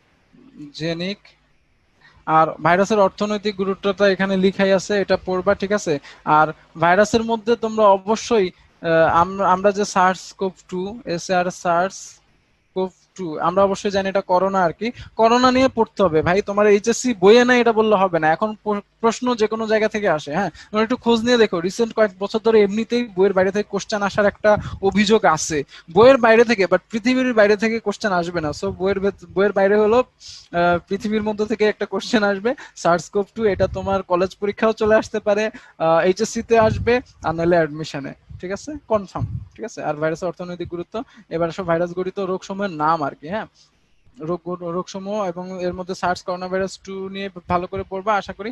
আর শোনো, ব্যাকটেরিয়া, আসলে ব্যাকটেরিয়া থেকে আমার মানে পার্সোনালি অপিনিয়ন হচ্ছে খুব একটা ইম্পর্টেন্ট ওরকম কিছু আসার মতো নাই। তোমরা তারপরেও হচ্ছে ব্যাকটেরিয়ার যে যৌন জনন, অর্থাৎ যে কনজুগেশন, ট্রান্সফরমেশন আর ট্রান্সডাকশন, হ্যাঁ, ওইগুলা দেখে নিবে, ওগুলো এমসিকিউ রিটার্ন খুব ইম্পর্টেন্ট। আমি কিন্তু খুব ইম্পর্টেন্ট টপিকস গুলাই বলতেছি। হ্যাঁ, আর হচ্ছে ব্যাকটেরিয়া অর্থনৈতিক গুরুত্ব, শোনো, ভাইরাস ব্যাকটেরিয়া অর্থনৈতিক গুরুত্ব এটা মোস্ট ইম্পর্টেন্ট জিনিস। হ্যাঁ, এগুলো এমনি এমসিকিউ রিটার্নের জন্য মোস্ট হট টপিক। হ্যাঁ, আর ম্যালেরিয়া পরজীবী তো আমরা জানি কোনটা, এরিথ্রোসাইটিক। হ্যাঁ, এরিথ্রোসাইটিক সাইটোকনি, যেটা, বাকি দুইটাও আছে, হেপাটিকও আছে, আর কি, মশকির দেহে। হ্যাঁ, মশকির আদনান, দেহে। হ্যালো, আদনান, আমি জাহিদ। হ্যাঁ হ্যাঁ জাহিদ। হ্যান্ড রাইজ করছে, আমরা কি এক দুইটা কোশ্চেন নিতে পারি ওদের কাছ থেকে? হ্যাঁ হ্যাঁ শিওর, ওদের কোশ্চেন থাকলে আরো কোশ্চেন করবে, সমস্যা নাই। আর কোশ্চেন দিতে দিতে আমি ওদের বলে দিচ্ছি যে ভাইয়া, আসলে সত্যি বলতে কি, তোমাদের স্লাইডে আমরা সাজাইছি হচ্ছে তোমাদের এমন ভাবে যে বেসিক কনসেপ্টটা চলে আসে, ইম্পর্টেন্ট টপিকস গুলো এর মধ্যে পড়ে যায়। হ্যাঁ, তো এই যা পড়ানো হয়েছে সবগুলো ইম্পর্টেন্ট, তার মধ্যে মোস্ট ইম্পর্টেন্ট গুলা বলে দিলাম। এর মধ্যে তোমাদের আর কোনো কোশ্চেন থাকলে বলো। আমি নিজে থেকেই বলি, অনেকে, আমি কালকে যতগুলো কোশ্চেন ফেস করছি তার মধ্যে কমন ছিল যে রিটেন ঢাকা ভার্সিটির কোশ্চেন হয় কিনা। ইঞ্জিনিয়ারিং কোচিং হলো, তোমরা ভার্সিটি ইঞ্জিনিয়ারিং সবই দিবে আমি জানি।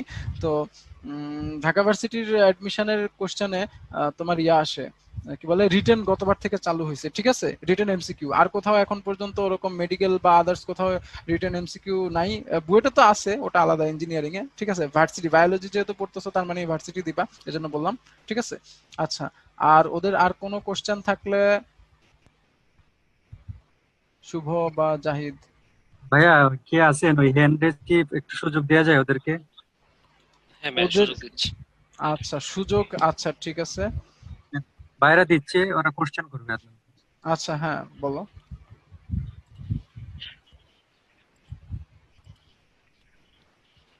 আচ্ছা ফাহিম জামান, আমি, মাইক্রোফোনটা অন করে তুমি কথা বলো। ফাহিম জামান, তুমি আনমিউট করে কোশ্চেনটা করো ভাইয়া। জি ভাইয়া, শুনতে পাচ্ছি। হ্যাঁ হ্যাঁ বলো ভাইয়া, কোশ্চেন প্রশ্ন বলো। করো। হ্যালো। হ্যাঁ হ্যালো, কোশ্চেন আমরা করো, শুনতে কোশ্চেন পাচ্ছি, করো। প্রশ্ন জি করো। ভাইয়া, শুনতে পাচ্ছি। তোমার কোশ্চেন আছে, কোশ্চেন বলো।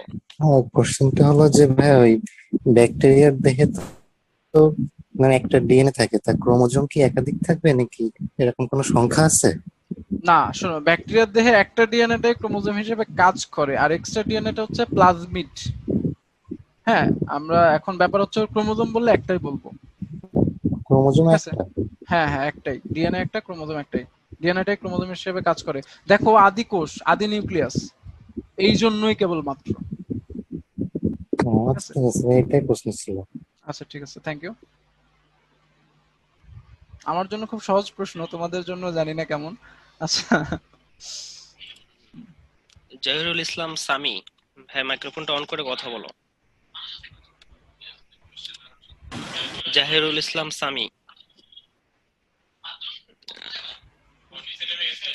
সামি মেবি চলে গেছে। আচ্ছা, সাজ্জাদ ভাইয়া তুমি কোশ্চেন করতে পারো মাইক্রোফোনটা অন করে।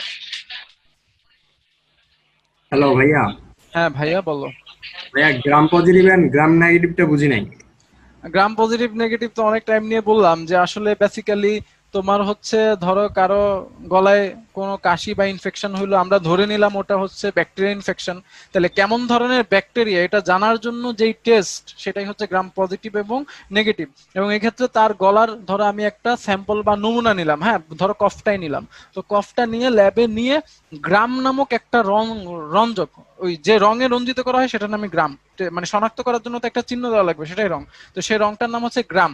এই রং আবার এই রঞ্জকটা আবিষ্কারক বিজ্ঞানী গ্রাম বলে গ্রাম নামে রঞ্জকটার নাম দেওয়া হয়েছে, ঠিক আছে? আচ্ছা তো ব্যাপার হচ্ছে যে ওই গ্রাম রঞ্জক দেওয়ার পরে যে ব্যাকটেরিয়া গুলা এই রঞ্জকটা ধরে রাখতে পারবে, গ্রাম নামক রঞ্জকটা ধরে রাখতে পারবে, তাদের রংটা হবে ভায়োলেট। যারা ধরে রাখতে পারবে তারাই গ্রাম পজিটিভ, আর গ্রাম রঞ্জক যারা ধরতে না পারবে তারা তো গ্রাম নেগেটিভ। তাদেরকে আমরা চিহ্নিত করার জন্য তখন অন্য একটা কালার দিব, যে এখন যেহেতু আমাদের নেগেটিভ কিছুকে আমরা রেড দিয়ে চিহ্নিত করি, সেক্ষেত্রে আমরা স্যাফরানিন দিব, সেটা লাল কালার। তো নেগেটিভ গুলা তো পজিটিভের ভায়োলেট কালারটা ধরতে পারবে না, গ্রাম রংটা ধরতে পারবে না, তো তারা কি রংটা ধরবে? স্যাফরানিনের লাল রং। এভাবে আমরা গ্রাম পজিটিভ নেগেটিভ ব্যাকটেরিয়া আলাদা করি। এখন প্রশ্ন থাকতে পারে এটা কেন করা হয়? এটার কারণ হচ্ছে গ্রাম পজিটিভের জন্য ওষুধ একরকম দিব, নেগেটিভের জন্য ওষুধ আরেক রকম, এটাই মেইন পারপাস চিকিৎসা ক্ষেত্রে আর কি। আচ্ছা ভাইয়া বুঝতে পারছি। ওকে, এনি মোর? হ্যাঁ আমরা কি আরেকটা নিব কোশ্চেন? হ্যাঁ টাইম থাকলে নেন, আর এর মধ্যে হ্যাঁ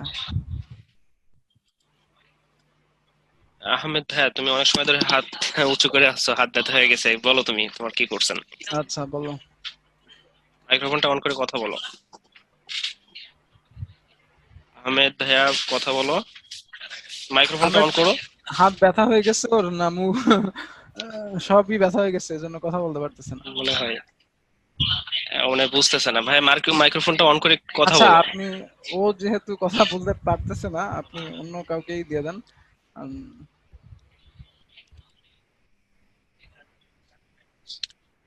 সাকিব ভাইয়া তুমি কথা বলতে পারো মাইক্রোফোনটা অন করে। হ্যালো। হ্যাঁ কথা বলো। হ্যাঁ ভাইয়া, আমার প্রশ্ন হলো যে ওই যে ম্যালেরিয়া পরজীবী মুখ্য পোষকটা মানুষের মধ্যে না গৌণ পোষকটা আচ্ছা কি বলে মস্কির মধ্যে, এইটা নিয়ে একটু আচ্ছা, কনফিউশন আছে ভাইয়া, এটা কনফিউশনের একটু কিছু যদি। নাই। আচ্ছা তুমি আমাকে আনসার করো তো, যে যৌন জনন কার মধ্যে হয় মনে আছে? কি বলছিলাম? যৌন জননটা হয়েছে ভাইয়া মস্কির দেহে, ভেরি গুড, মশকের দেহে, তাই না? কারণ মশকের আমি এটা দেহে। ভালোভাবে তোমাদের মেনশন দিছিলাম। এখন শোনো, তো যার দেহে যৌন প্রজনন সেটাই তার জীবনের মুখ্য কাজ, নাকি যার দেহে অযৌন জনন সেটা মুখ্য কাজ? যার যৌন দেহে জনন, যৌন জনন। হ্যাঁ গুড। তার মানে শোনো, মনে রাখবা যে কোনো পরজীবী সবসময় যদি তার দুইটা পোষক থাকে, হ্যাঁ, যেই হ্যাঁ, পোষকের দেহে তার যৌন জনন হবে সেটাই তার মুখ্য পোষক। তাইলে এখানে মুখ্য জি ভাই, পোষককে, তাহলে মস্কি হ্যাঁ হওয়ার কথা। কিন্তু এইখানে কথা। ওই যে হাজারি কি বলে আবুল হাসান স্যারের আর বইয়ে দিচ্ছে যে শোনো, মুখ্য আমরা পোষক হলো আজমল মানুষ। ফরক, শোনো আজমলের বোটা জুলজি বইটায় মিস্টেক এনাফ, এই জন্য ওটা বাদ দেওয়া হয়েছে, আমরা হাসান ফলো করবো। হ্যাঁ, মুখ্য হ্যাঁ পোষক। হ্যাঁ, হাসান হাসান স্যারের বইয়ে দেওয়া আছে যে মানুষকে পরজীবীর মুখ্য পোষক এবং মস্কিকে গৌণ পোষক হিসেবে বিবেচনা না করা না, হয়। এটা ভাইয়া ভাইয়া আমি একটু এড করি এখানে, যদি তোমাকে ডিরেক্টলি কোশ্চেন করে মুখ্য পোষক কোনটা, তুমি হ্যাঁ সেক্ষেত্রে মস্কি দিবা। আর যদি এখানে এড করে যে অর্থনৈতিক গুরুত্বের বিবেচনায় মানে কাদের বেশি ক্ষতি হচ্ছে, সেক্ষেত্রে হ্যাঁ। অর্থনৈতিক বিবেচনা আসলে তুমি ওই মানুষ দিবা। হুম, ও জি ভাইয়া, হ্যাঁ এখানে এটা কোশ্চেন লেখা প্যাটার্নের আছে, উপর, এই কথাটা কিন্তু লেখা আছে। হ্যাঁ হ্যাঁ এটা এভাবেই, কিন্তু অর্থনৈতিক basically বিচারে মানুষ সব থেকে বেশি মারা যাচ্ছে, মানুষের ক্ষতি বেশি হ্যাঁ হচ্ছে। তাই সেটা আমরা হচ্ছে বলবো আসলে, হ্যাঁ কিন্তু বেসিক্যালি যেটা মুখ্য পোষক সেটা হচ্ছে মশকি, ঠিক আছে? কোশ্চেন করছে। জি, ধন্যবাদ। শুধু মুখ্য পোষক জিজ্ঞেস করলে মশকি, ঠিক আছে? আর যখন জি। অর্থনীতি মেনশন দিবে তখন হচ্ছে মানুষ, ঠিক আছে? ওকে ওকে। আর